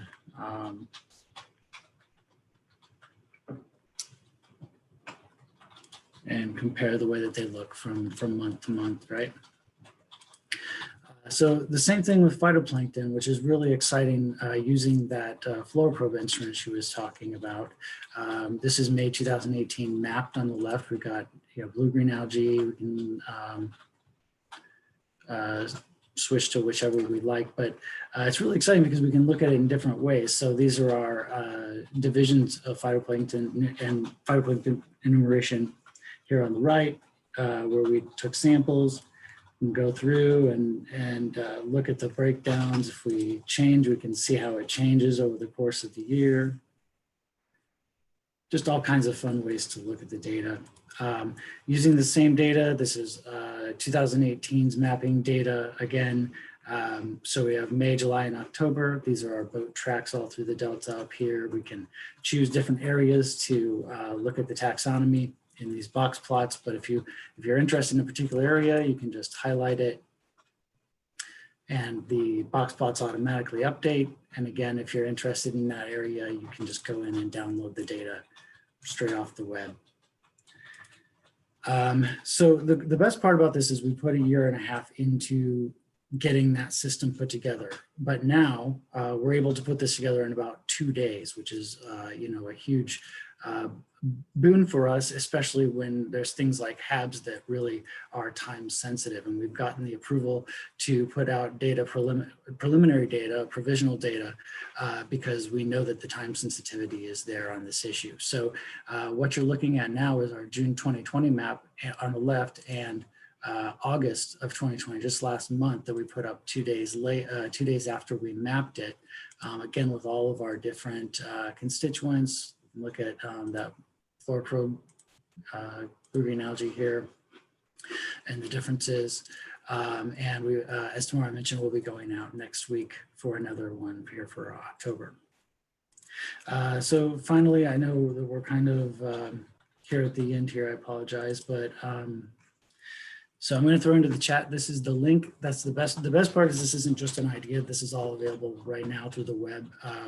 we're still building new features into it. We want to add data from community members and kind of get everything into the system so it's all working together, so you can browse it together, download it together. We can even set alerts and notices. If we notice something coming up, it can send emails out to you. Again, we're mapping next week. So it'll be exciting to get another map in this year to make comparisons, because we've seen all kinds of blooms in the Delta over the past few months. We are doing a bunch of future work in this area. We're going to continue to put more in situ sensors out there. As Tamara mentioned, we're going to try to get more fluoro probes, but we also have other in situ sensors that we want to try to cover as much of the Delta as we possibly can. We also have an above water spectrometer radiometer system where we think that we can monitor for HABs from above the water using hyperspectral cameras, and eventually remote sensing is an area that we're really pushing on right now. So the final thought for us is how do we keep in touch with all of you guys, because we really want to be able to communicate these out. Last month we were out in the boat and we saw these blooms. We were able to make the maps quickly, but we really want to be able to reach out and let everyone know what's going on, what we're seeing out there on the boat. So if you have any ideas, please throw them in the chat.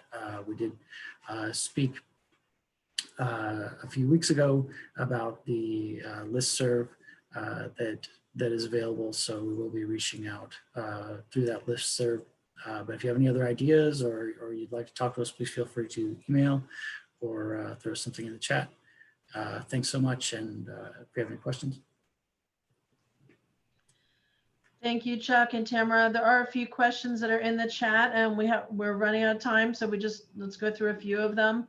The first is, Hans asked, are you linked in space and time-wise with the USGS SFO Bay proper sampling program?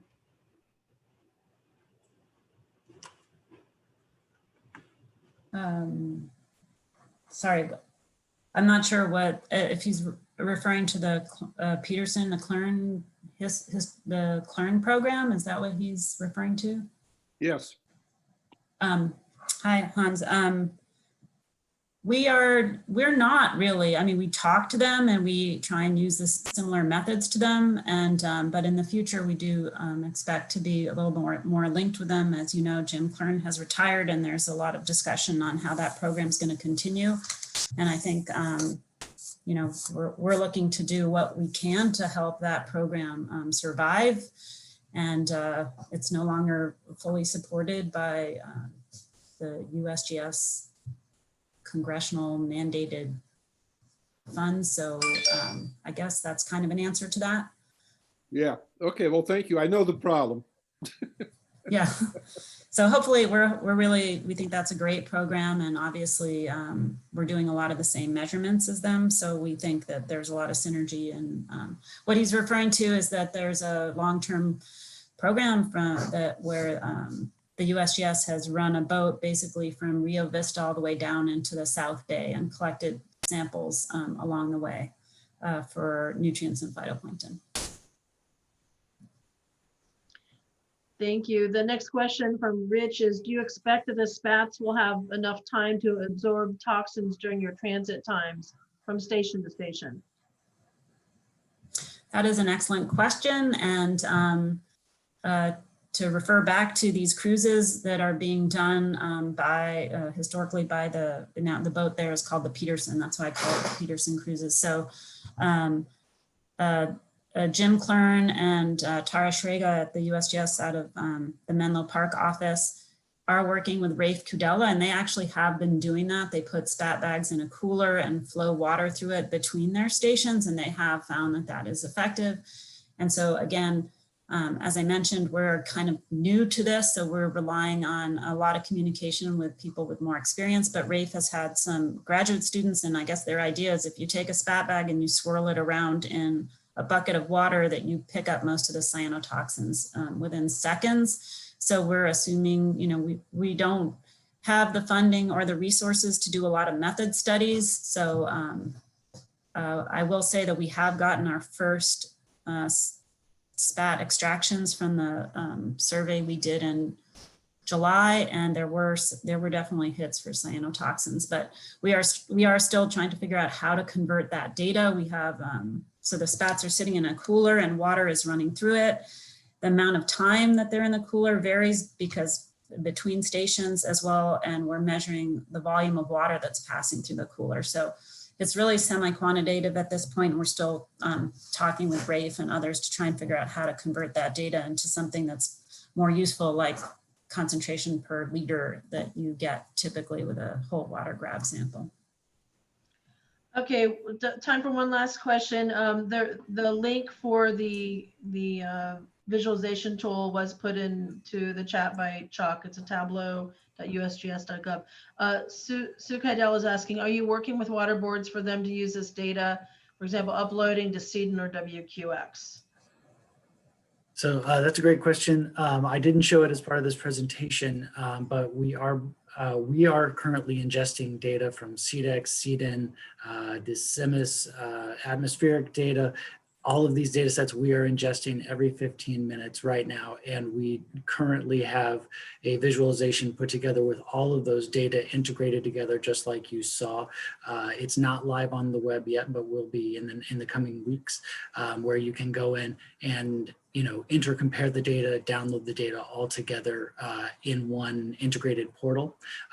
As far as going the opposite direction, we are creating some really great Amazon Athena database type of connections, and we will be reaching out to the community and letting them know that they're able to download our data going outwards, so that they can share it or integrate it as they would like. All right, thank you so much for that answer. We will, Chuck and Tamara, can you put your emails in the chat so people can reach out to you if they have additional questions? We're going to go ahead and move on to, and thank you so much for that presentation and the visualization tool. It's amazing work. Moving on to the Regional HAB Coordinator and Subcommittee updates. We have, let's go ahead and start with Region 1.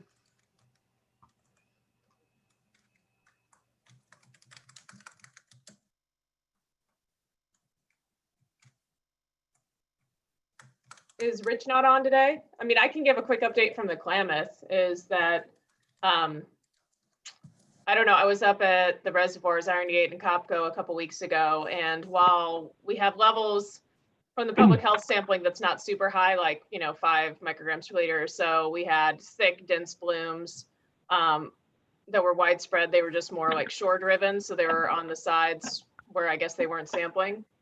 And then we've had discharge into the river below.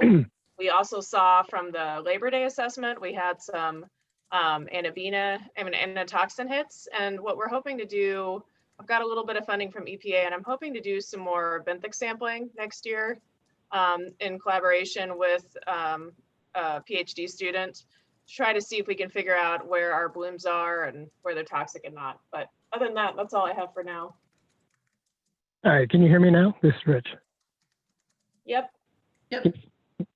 Okay, you can, great. So thank you, Susan. Yeah, just give a quick run on where the postings are at the present time. We've got caution postings in Big Lagoon, warning posting in Stone Lagoon, both up in Humboldt County. The Van Dusen River, the South Fork Eel River, the Mad River, mouth of the Trinity, the Gualala River, and the Navarro are all posted with cautions. I'm taking it back. Navarro is danger. We've had four outside reports that have come in through the bloom reporting process. 3 illness reports this year. Still dealing with one at the moment in the Gualala. They just came in here a couple of days ago. And half of these caution signs really were developed, or actually were developed after the pre-holiday testing for the Labor Day. So there were issues that we didn't know were out there at the time until we did that testing. So that's kind of where we sit at the moment.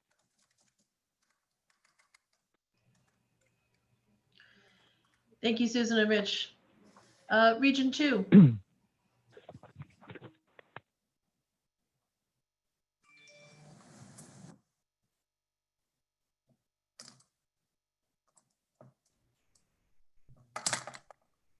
Anyone from Region 2 on?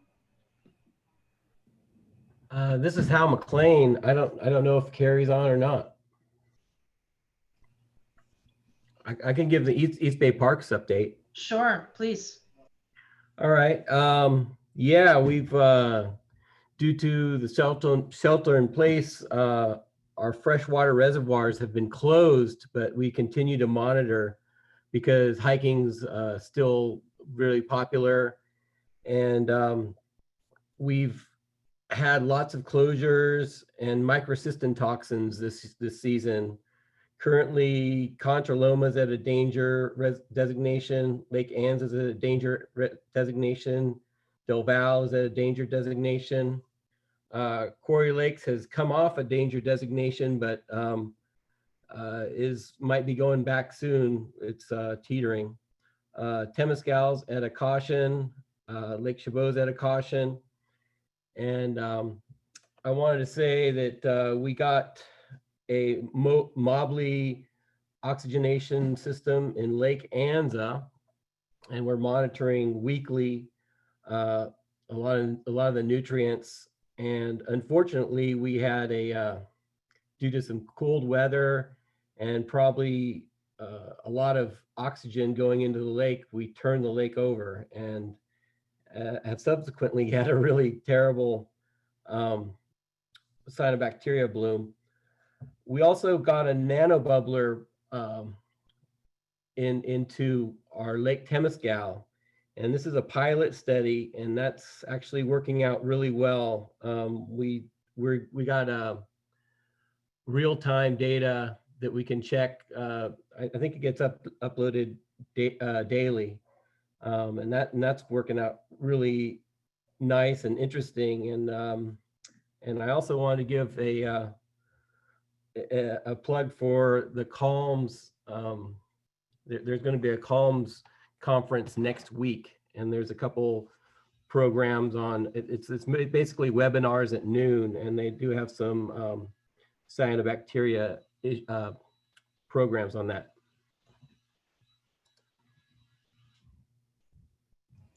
Thanks, Hal. That's great.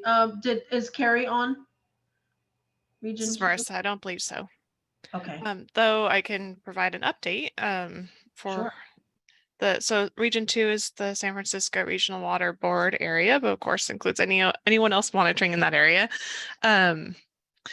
There was sampling done by that region for the Labor Day assessment in the Uchica Ponds area of Napa, off the Napa River. This is a tidally influenced ponded area. 2 different ponds that have quite a bit of like recreation of just dog walking and a site of historic dog illnesses.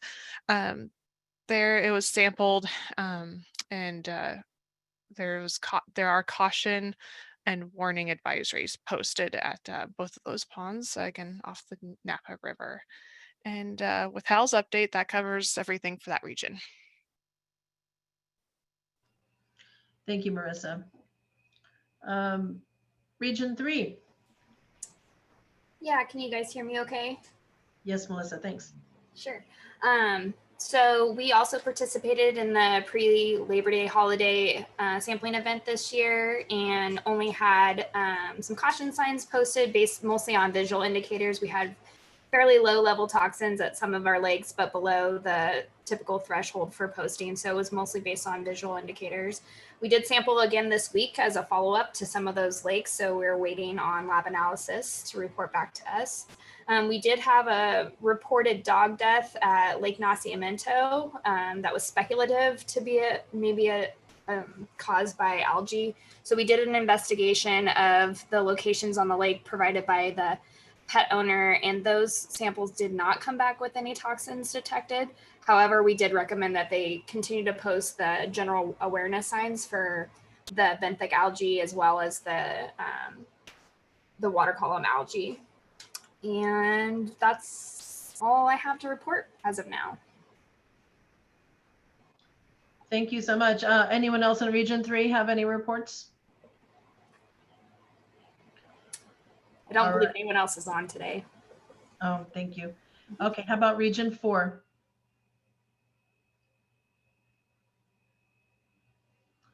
Hi, this is Marissa again. I don't believe Emily is on the line for Region 4, which is the Los Angeles Regional Water Board, or any other monitoring entities there, although Jamie might be here. Did I see you in the Yeah, I'm chats? here. Hey, Jamie. Okay, so there's been some monitoring as part of a study with Jamie and Emily, the LA Regional Water Board, and then Jamie represents SCORP. If you want to talk a little bit about your guys' monitoring, and then if I can also provide an update of what postings there are in that region as well. Sure. So Emily and I, SCORP is working on a project for Emily.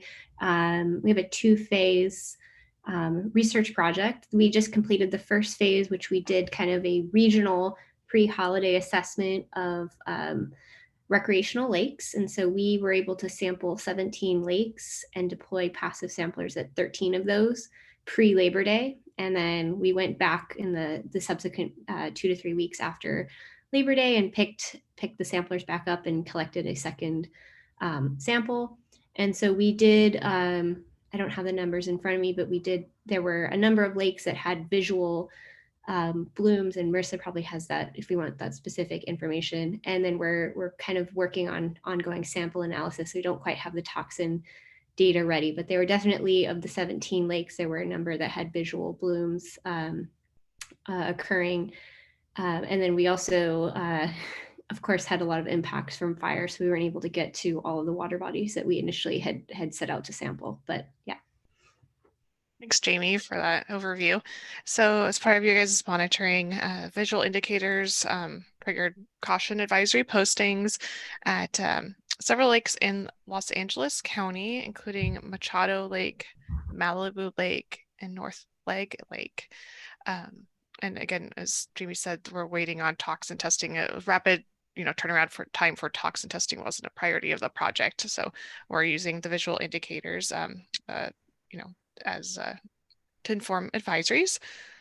Also, Department of Water Resources routinely monitors as part of the State Water Project in this region. That would include a Castaic Lake and Pyramid Lake. These are both heavily recreated waterways. Pyramid Lake, they had a bloom over the summer, and the toxin levels have subsided. And Castaic Lake, surprisingly, this summer didn't have much of a bloom and very minor visual observations. So that's been kind of an unusual year for that lake. But both of those have been deposted. Of note, also in LA, Los Angeles County, is a bloom at Lake Lindero. This is a privately owned water body in a really urban setting. And there's been many reports of illnesses coming off from the dense bloom in that lake, and we're working with the Regional Water Board, local health agencies to respond to those incidents, and that resolves kind of like that region's reports and advisories. Thank you, Marissa. All right, Region 5, I see Matt on there, and I'd like to speak for Clear Lake once Matt speaks, or before Matt speaks, either way. Right. This is my first call, so I'm a little new to this format, but there's a lot of reports and things that came through for Region 5 this summer. I'll let Marissa speak to some of them too. My main focus was in the Delta. We had a recreational beneficial use assessment that we did throughout the summer by boat in the Central Delta, and I was collecting, we were collecting fecal indicator bacteria throughout the summer with every weekly sampling event, but we also did have monitoring every other monitoring event that we did, and we took those to Ben Genetics and had the toxin analysis done, and we had several instances of caution to all the way through to danger level advisories posted for various spots in the Delta. I also focused on Stockton, we had some very, very toxic blooms in Stockton, which tend to happen every year. But we responded and took toxin samples twice in the core of Stockton. And then we had very thick blooms in Lake Isabella this year, which I'll let maybe Marissa give a rundown on some of the other locations. Thank you, Matt. Just to continue with the Delta, as you know, Hal gave us the update for East Bay Regional Parks monitoring, and one of those locations is also in the Central Valley region, which is Region 5, and that's Big Break, which is in the Delta as well. That has had a danger advisory for most of the summer, and that's pretty close to Antioch, Brentwood, that area. And Matt gave us an update on what's been going on with Stockton area, the port, marina area, and some of the adjacent sloughs have been heavily impacted by the HABs this year. There's been some really dense scum. We've had microcystins being detected even up into the thousands of parts per billions in the scum in that area. And then he described, you know, the monitoring that's been done on San Joaquin River on a regular basis. And there's been advisories, you know, posted quite a bit of a range from caution to danger. For the Labor Day assessment, there was a lot of monitoring done in this area of reservoirs and lakes that have historically been targeted for Labor Day assessments, and many of our partners collected those samples. Really wonderful partnership that's been growing with these Labor Day or any holiday assessment. And there's many different postings there. We'll provide a summary of the holiday assessment, like a comprehensive one, at the next CCAB meeting. So it's kind of provide an update at that time. But I can speak to, again, Department of Water Resources monitoring along the State Water Project that flows from all the way through the Central Valley. Currently, postings are not necessary for Lake Oroville and that area. Lake Oroville has not been experiencing bloom this summer. There are postings for San Luis Reservoir and O'Neill Forebay. It's a part of a complex down by Los Baños. And right now they're posted at warning. The bloom has been less severe this summer, which is pretty surprising in this area that has had historical annual blooms. And that's I think that wraps up the Central Valley update right now. With any current postings, a lot of them are over 30 days now. Thank you, Marissa. I'll go ahead and give the Clear Lake one. I'd actually like to share my screen. So let's see if I can do that. Dave, I'm going to switch out. So on Clear Lake, this is a table of the signage based on the toxin levels throughout this summer. I've colored it with oops, I'm seeing two colors that are not correct. Colored it with the red, yellow, red for danger, yellow for caution, and orange for warning. And these are, so we have had quite a few danger levels. We actually still have 7 sites from our October 6th sampling event that have danger levels of microcystin.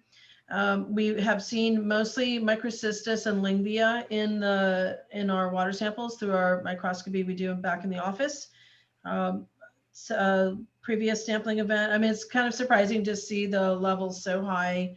I guess the highest for this last sampling event was in the hundreds. It was 416, I think, micrograms per liter for microcystin. We did also see anatoxin in several locations. The highest that we saw anatoxin was about, I think, 14.11 micrograms per liter. And that was our September 16th sampling event. We do have a table that we keep and share with the county regarding our sampling site conditions, the phycocyanin levels, microscopy information. We're doing our recommendations of the signage and also updating with the lab results. So we've kind of ticked on this template, which was started by, I believe it was Angela Dow from County Water Resources, and then we've just added a few more things. So we're able to track the information a little bit better. I have a piece of information from Amy Little, who is the Drinking Water Division water boards for this area. She works with a lot of surface water purveyors because there are 18 surface water purveyors, public water systems on Clear Lake who get their water from the lake, and about 60% of the county, maybe 65% of the county gets their drinking water from Clear Lake. And she has said it's been an extremely busy summer, and she's not able to be on the call, but she does say it's been a particularly challenging bloom season for the public water systems, especially in the lower arm of Clear Lake. The systems are still contending with active blooms and monitoring ammonia levels closely.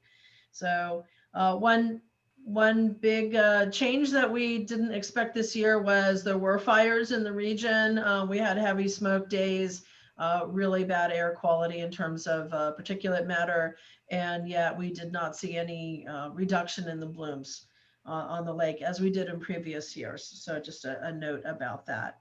I don't know if Alex from ELAM is on the line. And she can, please make comments, Alex, if you're on. One other thing, the Big Valley received is working with Tracking California, who received a Center for Disease Control grant or funding for looking at HABs and drinking water systems. We're particularly looking at the private systems on the lake. So we'll be identifying all of the systems that serve 4 households or fewer, and offering to do cyanotoxin analysis of the drinking water. We're also looking at wells that are placed right on the shoreline and identifying those through mapping and site visits. So we'll be doing some nitrate herbicides and also cyanotoxin testing in both of those systems, and having a closer look at the impacts of those on the residents who live on the lake. So that project just started about a month ago. And that's my report for Clear Lake. Region 6.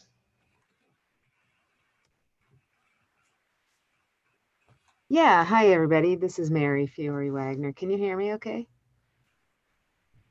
Yes, thanks, Mary. Oh, excellent. So let's see, for Region 6, we have been engaged with ongoing monitoring since April of this year, and we also participated in the pre-holiday assessment. And with that pre-holiday assessment, there were 9 water bodies that were sampled, with an additional 2 that were included because they're part of ongoing special studies. That's Red Lake in Alpine County and the Tahoe Keys homeowners, the lagoon system in the Keys. And part of that is an ongoing special study because they have a laminar flow aeration system in place. And then also Silverwood Lake was included in the pre-holiday assessment because Department of Water Resources has ongoing monitoring there. For the 9 water bodies that were included besides the special studies in Silverwood Lake, 7 were sampled by regional partners, and that was a great, some nice synergy there going on with tribes, Forest Service, environmental health departments, a utility district, homeowners association, and watershed groups. And then regional board staff collected at 2 of the 9. For those results, we mostly it was caution, no advisory. We did have 2 that resulted in danger level advisories at both Red Lake, Red Lake and Crowley Lake. And the toxin was the microcystin.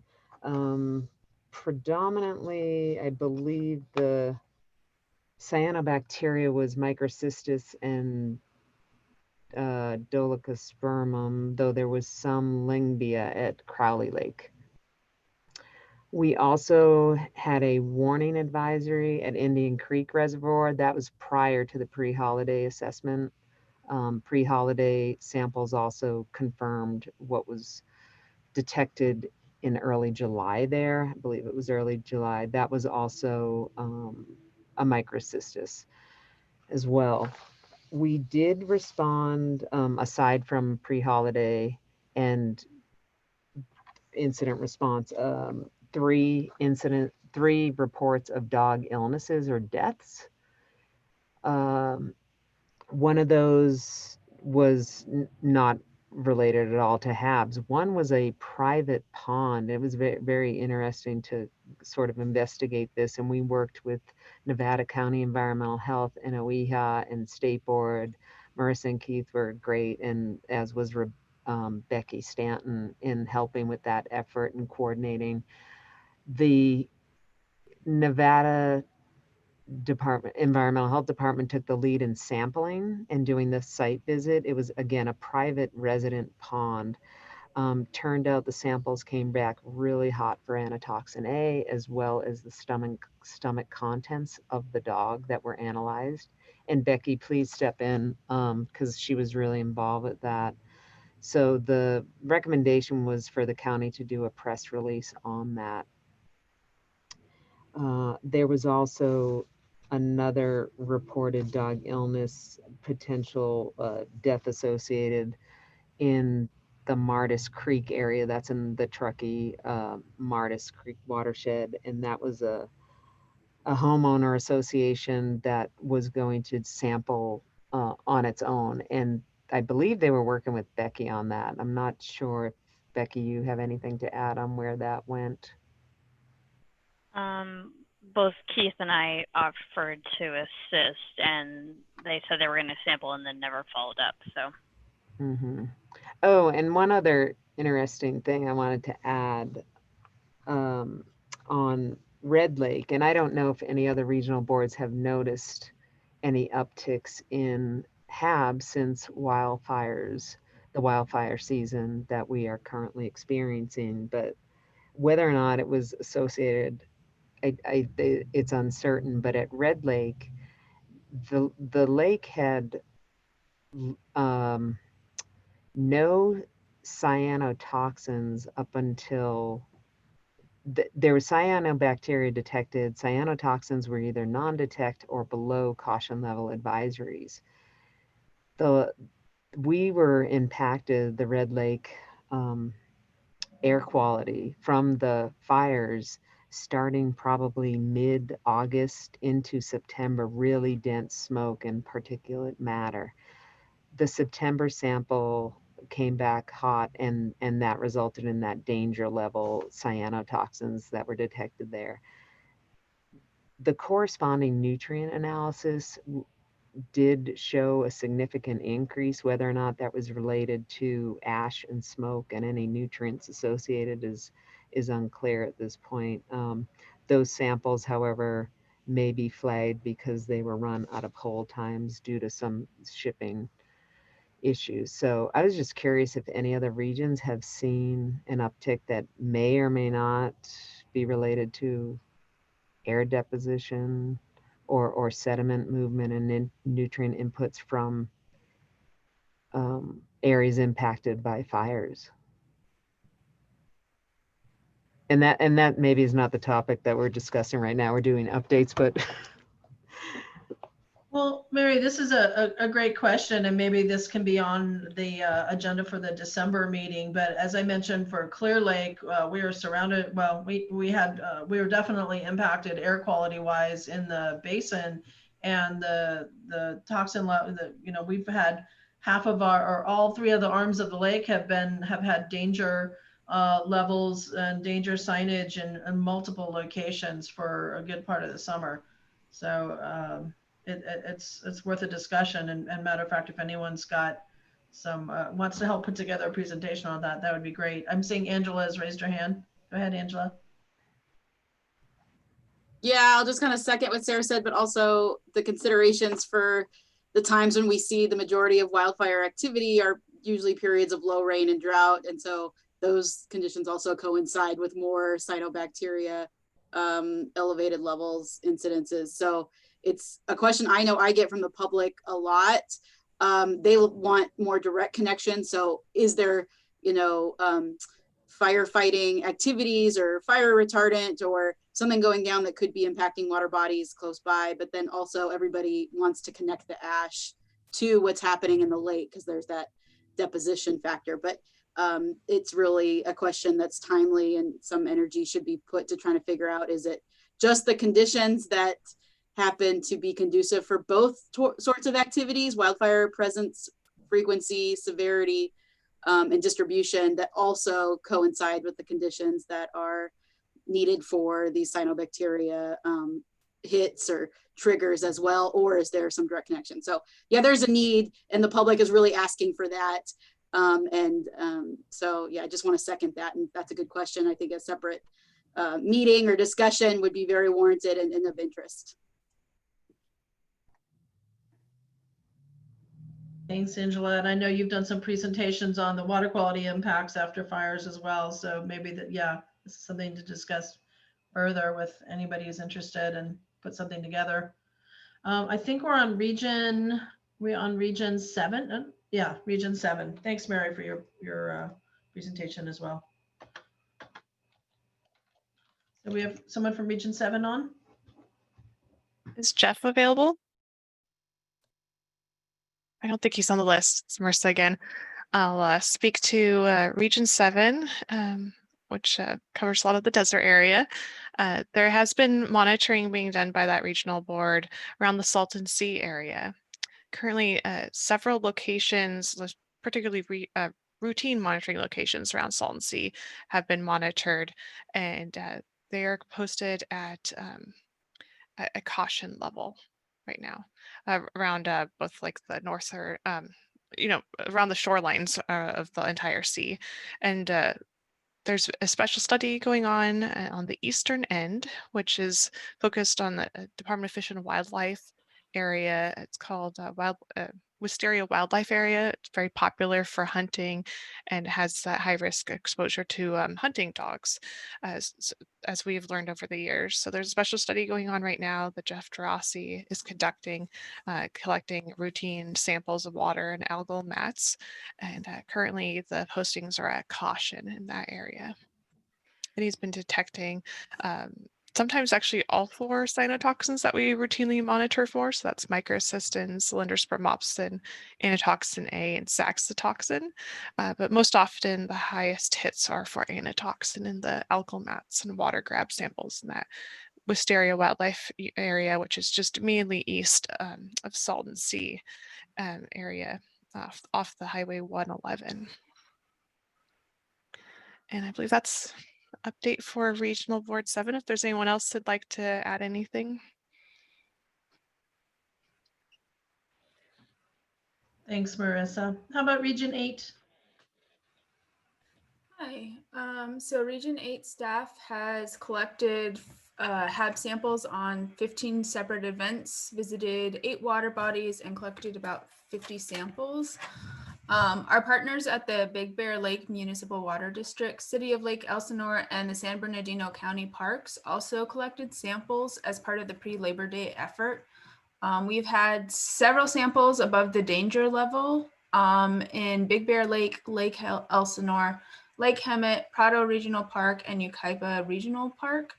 And then we just talked to the State Water Board for news advisories that were posted to our website and the State Water Board Twitter account when the samples were at danger trigger levels. And then our sampling of efforts in September were delayed by the El Dorado fire.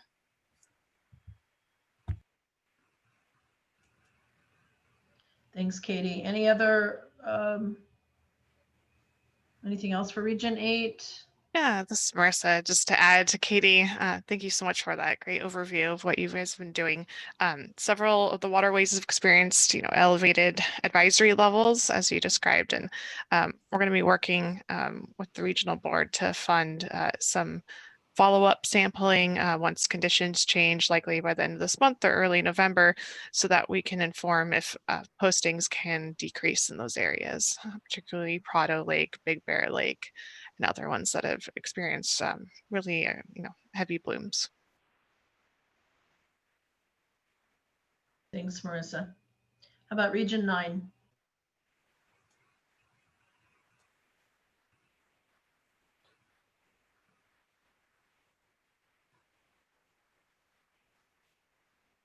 Oh, I thought I saw Carrie Nagoda online, but perhaps she's muted or has left.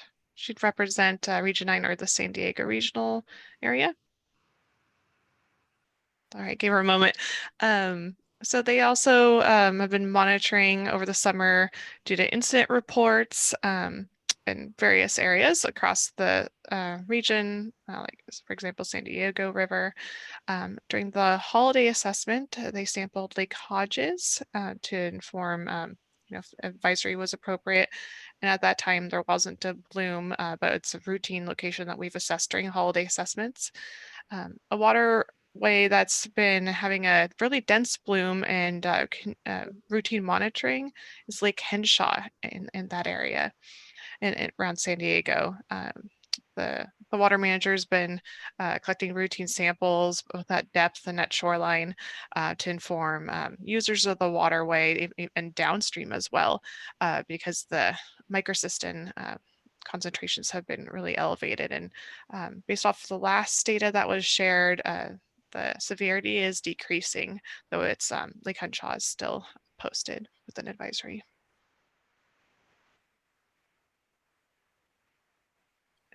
Would anyone else like to share anything for the San Diego area?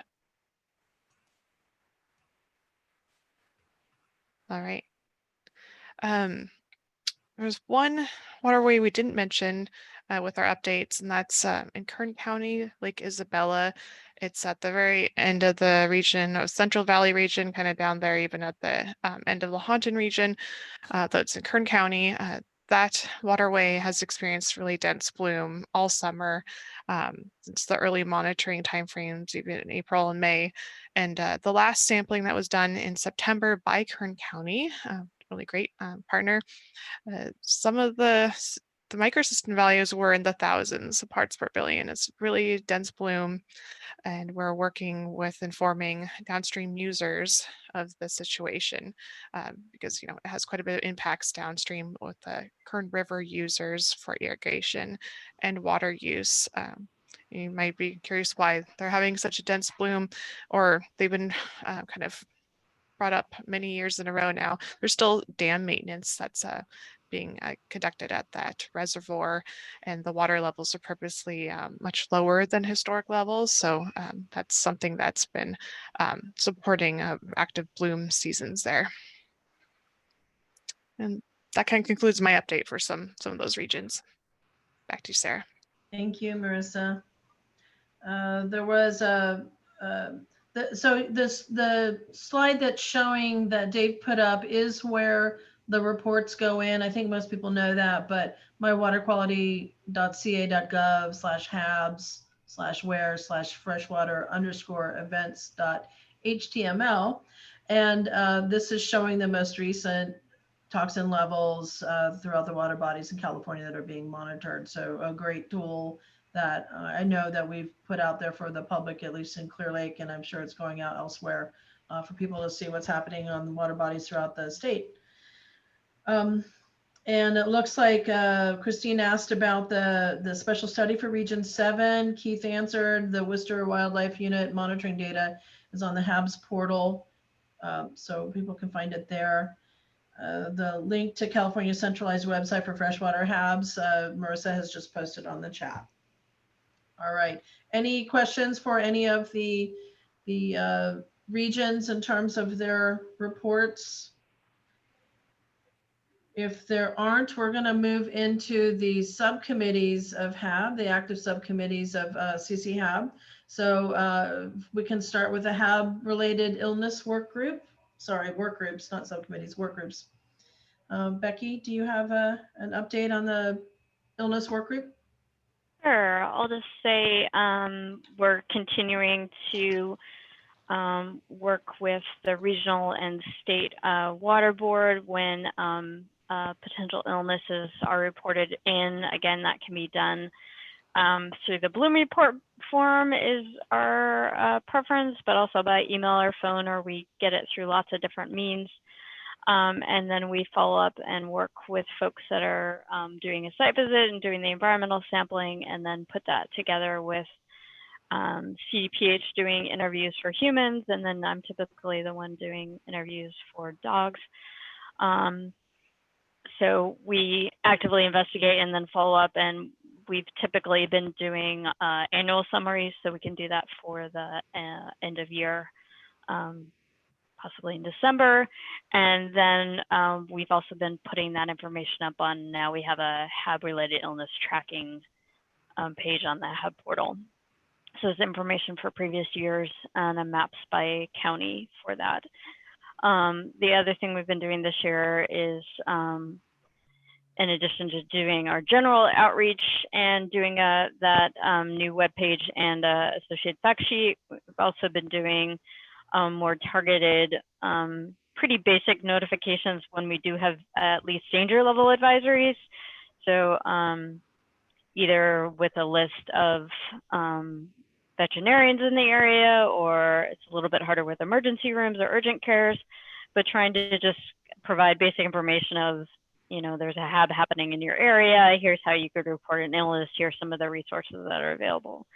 So been trying to at least do that, because we can't individually target every hospital and clinic and vet around the state every year, but we try to at least focus where we think there might be more impacts. So I haven't gotten a lot of feedback on that, but at least try to do some, you know, really, I'll say it's a basic template email that goes out to try to provide some heads up to people who may not be aware of that.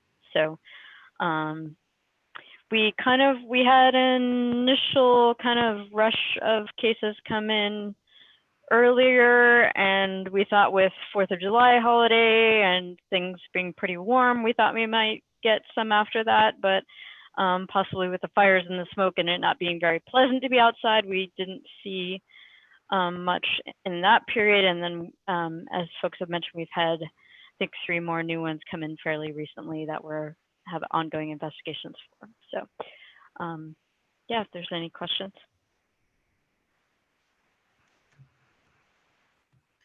Actually, Becky, I have a question for you. In terms of the targeted basic notifications, is that you're talking more in general about if the water body has had some illness reports? I mean, what is the basic notifications looking like? It's really basic. And so again, it's been if a water body hits danger, I basically go to Google Maps and do a search on vets or urgent care and say, you know, just really basic information. You know, if it's a vet, here's, you know, that we, you know, have a HAB in your area. Here's a link to the map.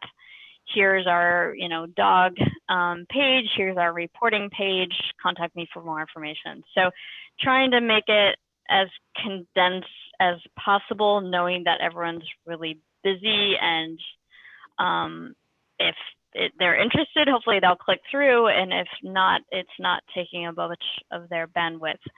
And then in some cases, you know, depending on what access I have, you know, if it's an online form, you only get so many characters anyway. So, and if you put too many links in it, I think it gets filtered. So it's a little bit of a trade-off there. And it's a little bit harder in my experience trying to deal with, usually a vet clinic, either they'll have an email line or I can call and get one, and they'll just say, okay, sure, just email us stuff. Trying to get somebody at a medical facility has been more challenging, and it often becomes, you know, phone tree quagmire. So I haven't had as much success there if people have suggestions, but that's been the attempt to try it to, you know, provide more of a heads up. Thank you. And you said you're doing that through emails? To the extent I can, just because it becomes a faster mechanism, and because a lot of it is providing links and things like that, that doesn't work particularly well by phone. Are you CCing the public health officer? Not when I do those individually. We'll just say, you know, this as a heads up, this is what we're doing, but we don't CC. It pretty much becomes a template thing, so they would just get like 10 emails. I won't say I've always been good at this, but usually I'll try to follow up and say, okay, here's the list of, you know, X numbers of who I've contacted, or letting them know I've kind of finished up with that if you have any questions. So I won't say I've always done the same thing, but try to have some mechanism of follow-up back and forth. Thank you. Sarah, based on your question about, you know, contacting the health officer. So when we have elevated advisories, our routine like kind of notification for that general area, and then emails that go out, we also include the Department of Public Health duty officer inbox as well. And they have somebody that's of course always on rotation, but there's always somebody watching that inbox, and they receive that kind of update. So they're aware of it going on in that area. Thank you. All right, moving to the mitigation subcommittee. Carrie, any updates?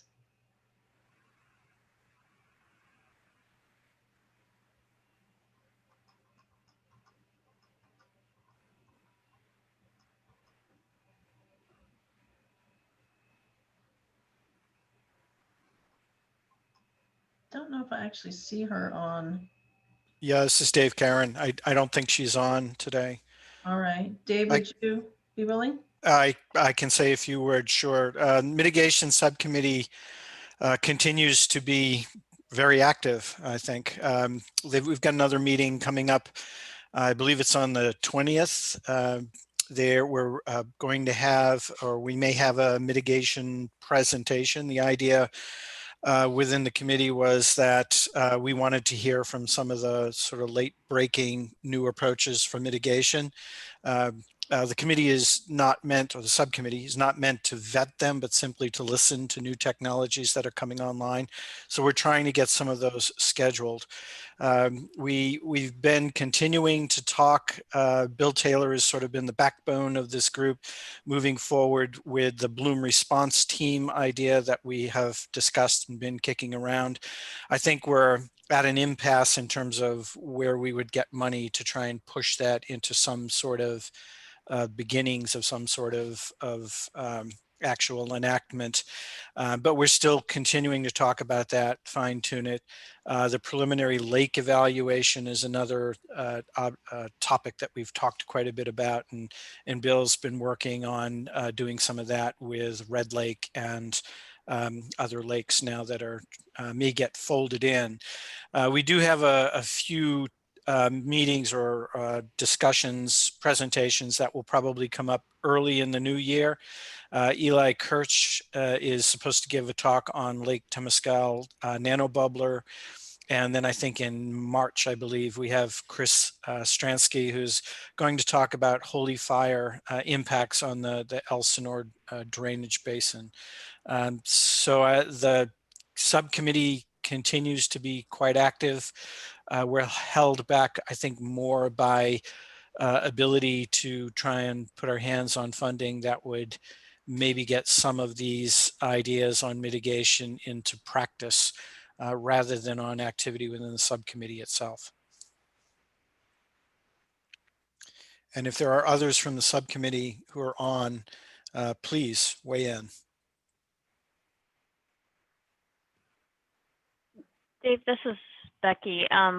One of the things I think Marissa mentioned, the Lake Lindero, an HOA lake with a bloom going on and a pretty substantive fish kill.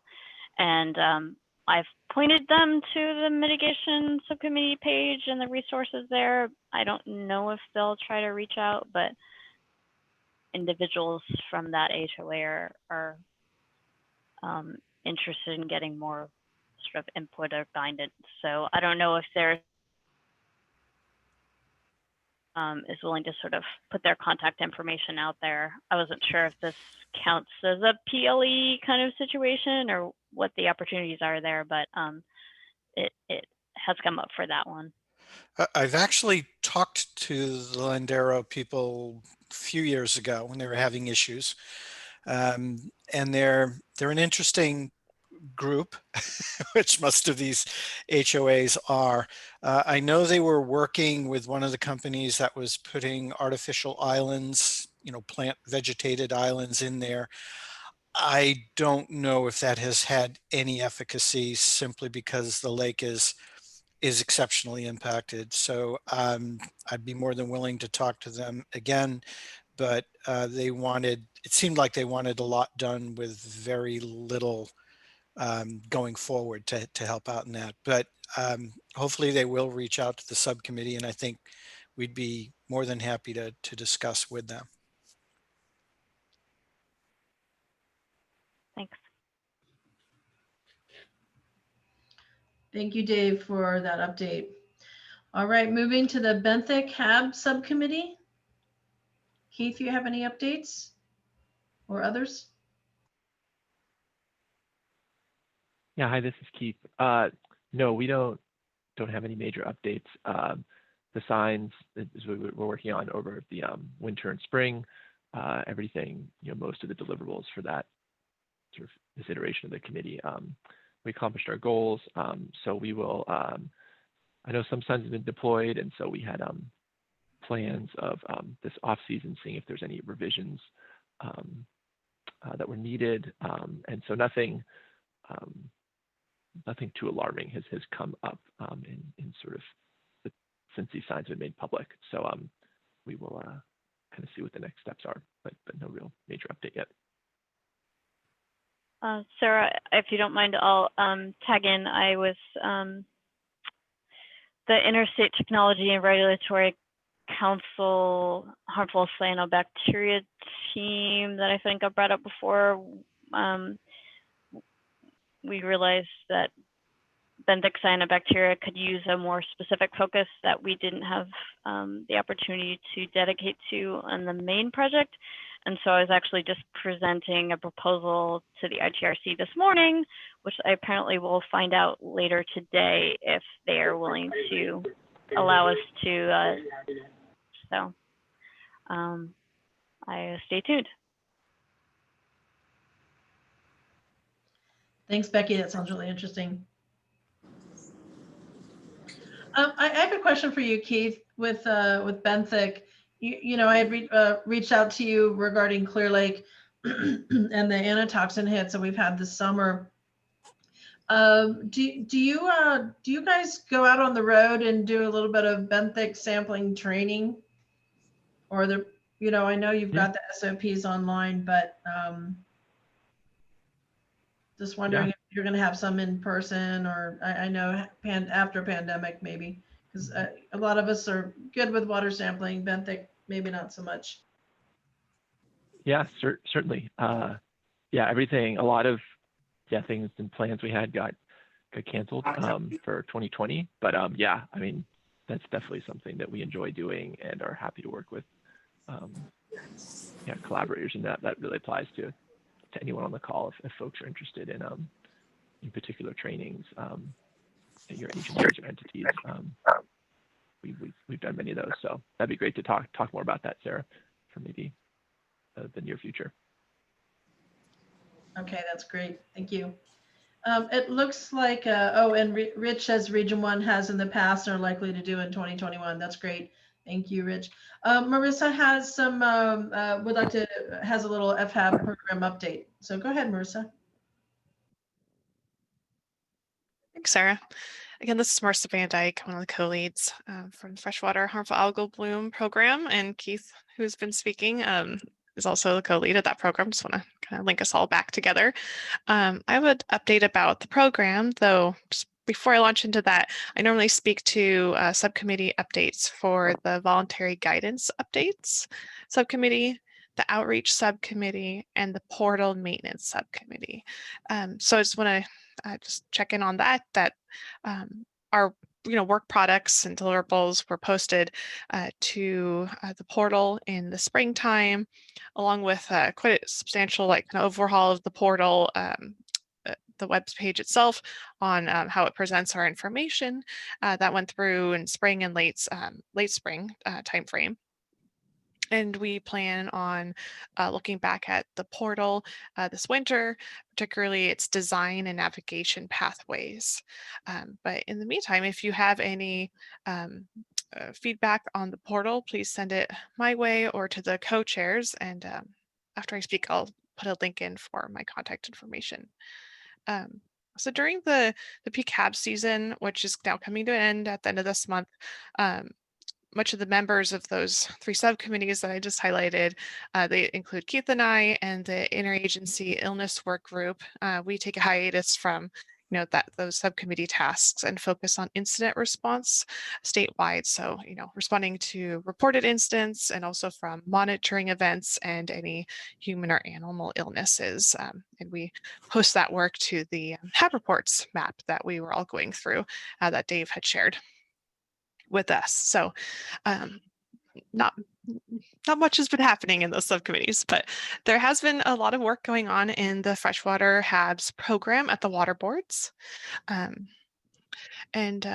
So we were, of course, with the peak HAB season, focused on reports of incidents, and that's ticked up quite a bit despite COVID. There was a lot of outdoor recreation going on, but sadly with the smoke and the wildfires, we did see recreation really slowed down, and reports have slowed down somewhat because of the smoke as well.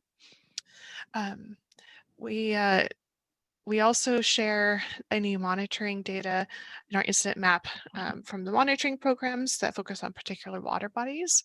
They got a late start to monitoring because of COVID, but continued through the summer months once protocols got revised and folks figured out how to continue doing that focused monitoring.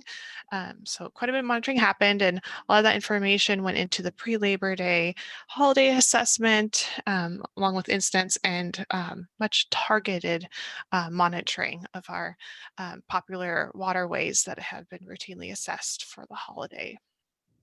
So the program coordinated one holiday assessment this summer, only the Labor Day one at the end of August.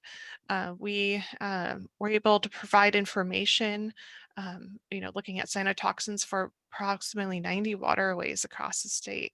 This includes lakes, reservoirs, and certain stream segments. And there's actually quite a high number of waterways we were able to have information on. And we will be providing a comprehensive summary of this holiday assessment and the preceding ones at the end of the year, likely at the December CCHAB meeting. And also regarding incident response, we'll provide also an end of year summary at the next CCHAB meeting and kind of look back at some of the data that we've collected to provide a little bit of summary. Before I move on to some other announcements, I just want to open up if Keith, if you have anything to add. All right. Oh, hey, Keith. All right. So our next update is regarding the Freshwater HABs monitoring and research strategy. This is led by the State Water Board and also SCWRP, or the Southern California Coastal Water Research Project. And both Jamie Smith and Martha Stool, I think, are online. So feel free to add to the subject as I kind of chat here. In the past CCHAB meetings, Jamie Smith has been providing us routine updates of the progress for about last year and a half on this strategy, which has been really great to be able to brief everyone and get your feedback, at least informally, on that. So what's happening most recently with the monitoring strategy is that the strategy is in a form of a report, and that is in a draft final version, and that was sent out for technical review last month, and we're expecting review and comments from our technical reviewers in actually within the next week, and also to the end of this month. So it's a really big stage for this project to have the technical review done. So we're going to go back and review comments and go back maybe to some of the writing stage to address those comments, and then prepare that report for agency management review. And that's we're expecting to go through the end of the year. And we'll provide a comprehensive update again at the next CCHAB meeting on what stage it is at, and when the larger CCHAB can take a look at it. And for those of you you're kind of wondering about what the strategy is, it's again a formal report, and it describes a comprehensive vision and recommends programmatic options for how FHAB monitoring and assessment can be used to inform management decisions, to protect public health, water quality, and an environment.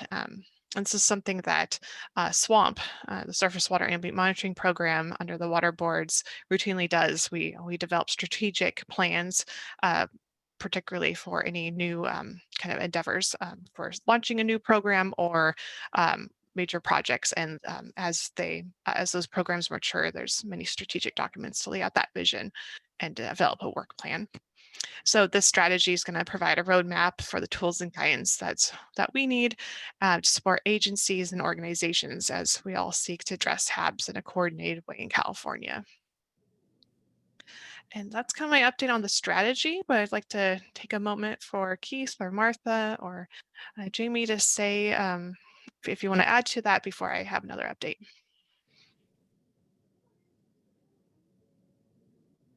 Marissa, I think you summarized it beautifully. I don't have anything to add. Thanks, Jamie. So we have another update for the FHAB program, and this is really a big one, saving something really exciting to the last update.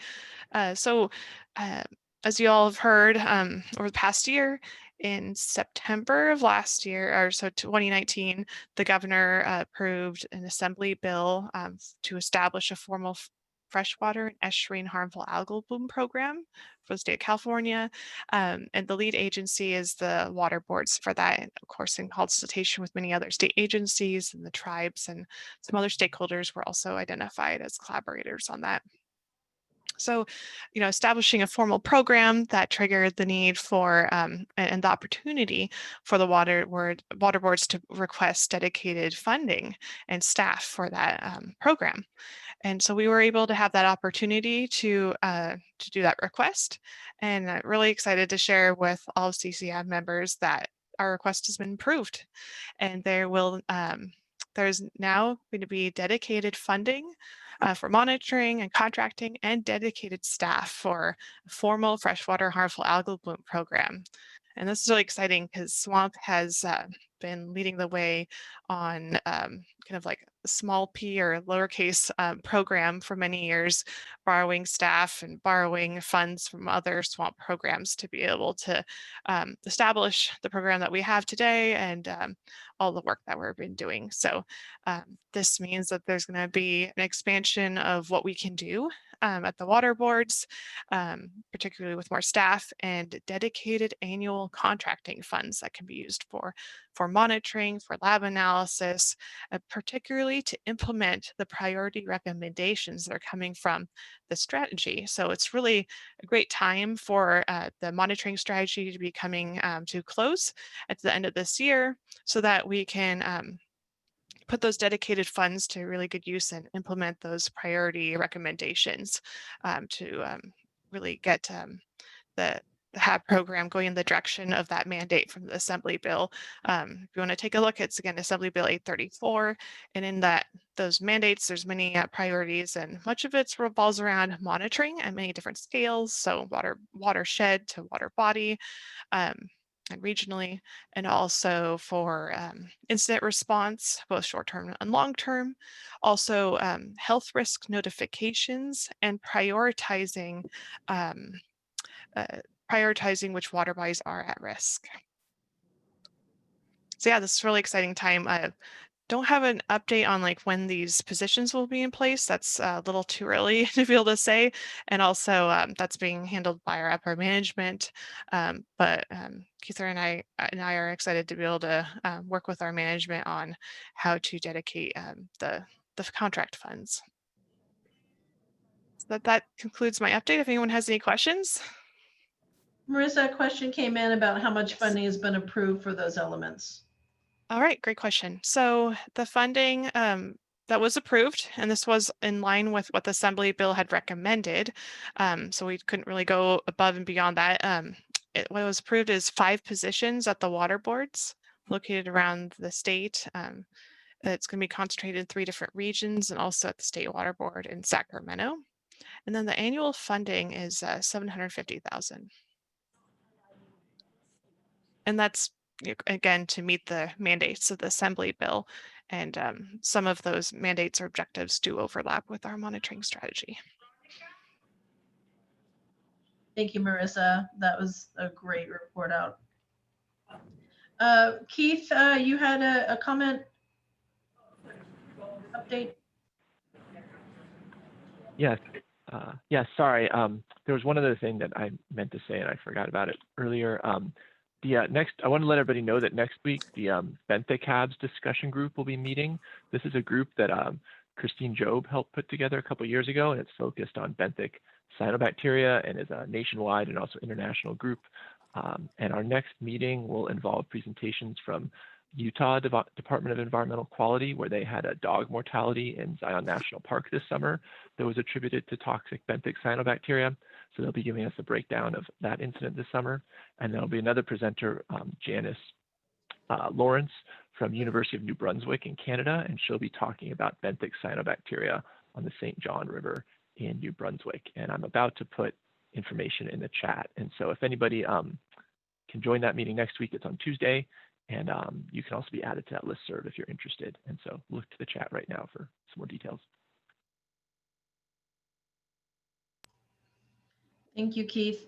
All right, in our last few minutes, are there any comments, questions, discussion points?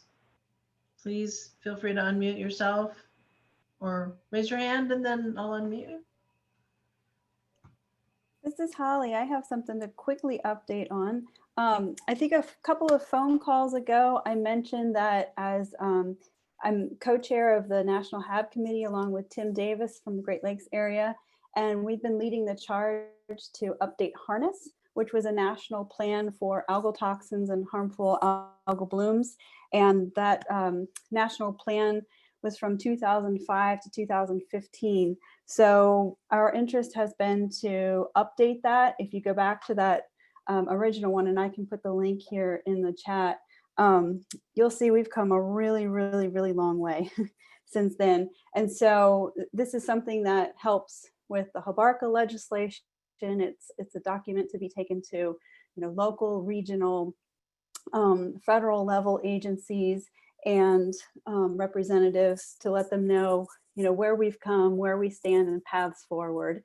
And so Keith is actually leading one of those subgroups. We have about 25 or so folks and working in 4 different groups to catch us up on all of these different areas where we've really had significant advances. And if you read that original document too, you'll see there wasn't a lot of freshwater in there.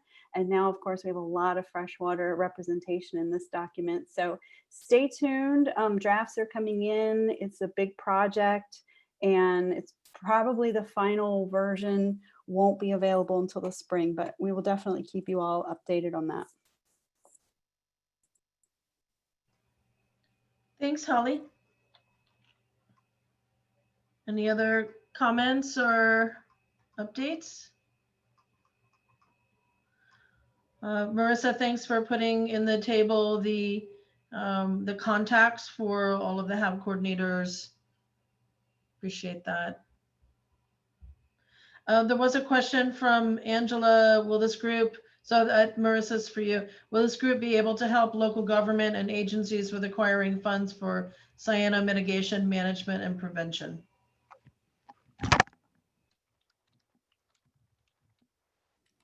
Hi, that's Marissa. Yeah, good question, Angela.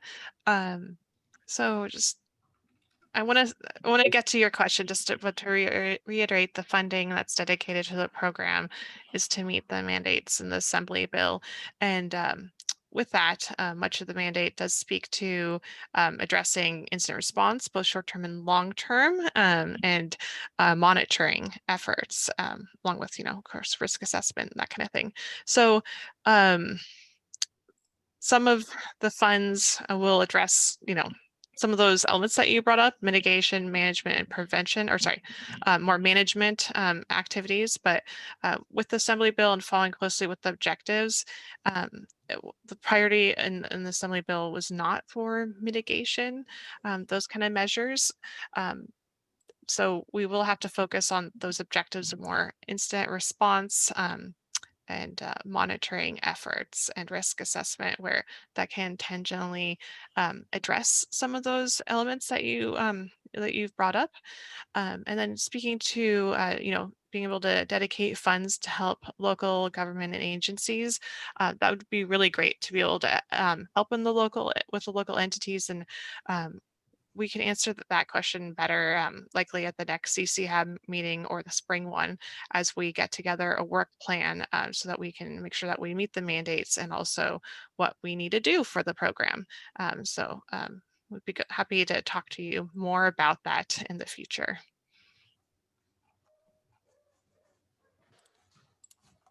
Thanks, Marissa. All right, it looks like we are at the end of our meeting. I don't think that we've finalized the date for the December meeting yet, but it will be out there shortly. Is that right, Dave and Becky? We don't have our next meeting date planned. No, I don't believe we do. Okay, so we will get that out shortly. It will be a busy meeting because we do have the end of the year reports that we like from the different subcommittees and work groups. So we'll be reaching out to those leads shortly to just remind them what we're looking for. We are also looking for presentations for the coming meetings, if not the December one, but the next one. So if you would like to do a presentation on what's going on in your water body or in your region, or if it's a research oriented or whatever, please let us know. Reach out to the co-chairs and give us some ideas and send some contacts our way. And we'd be happy to queue them up for the 2021 season. To be able to hear from those folks. Our brains have been picked. I'm sure there's still more topics. There are, but we'd love to have participation from all of the different stakeholders that are part of CCHAB. It's been a great meeting. Dave or Becky, you have any other comments that you'd like to make before we close out? I'd like to apologize for the audio visual problems. We got Zoomed, or I got Zoomed. But everybody did great. I really enjoyed the presentations. Thank you. Yeah, thanks everybody, and particularly for Dave for hosting and Sarah for facilitating and putting together a great meeting. Thank you.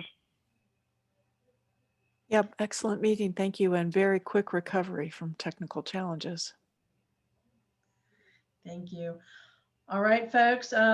Yes, jam-packed meeting. We look forward to speaking with you again. We'll be sending out minutes through the listserv and other information. So see you in a couple months and talk to you sooner. Thank you. Bye-bye, everyone. Bye.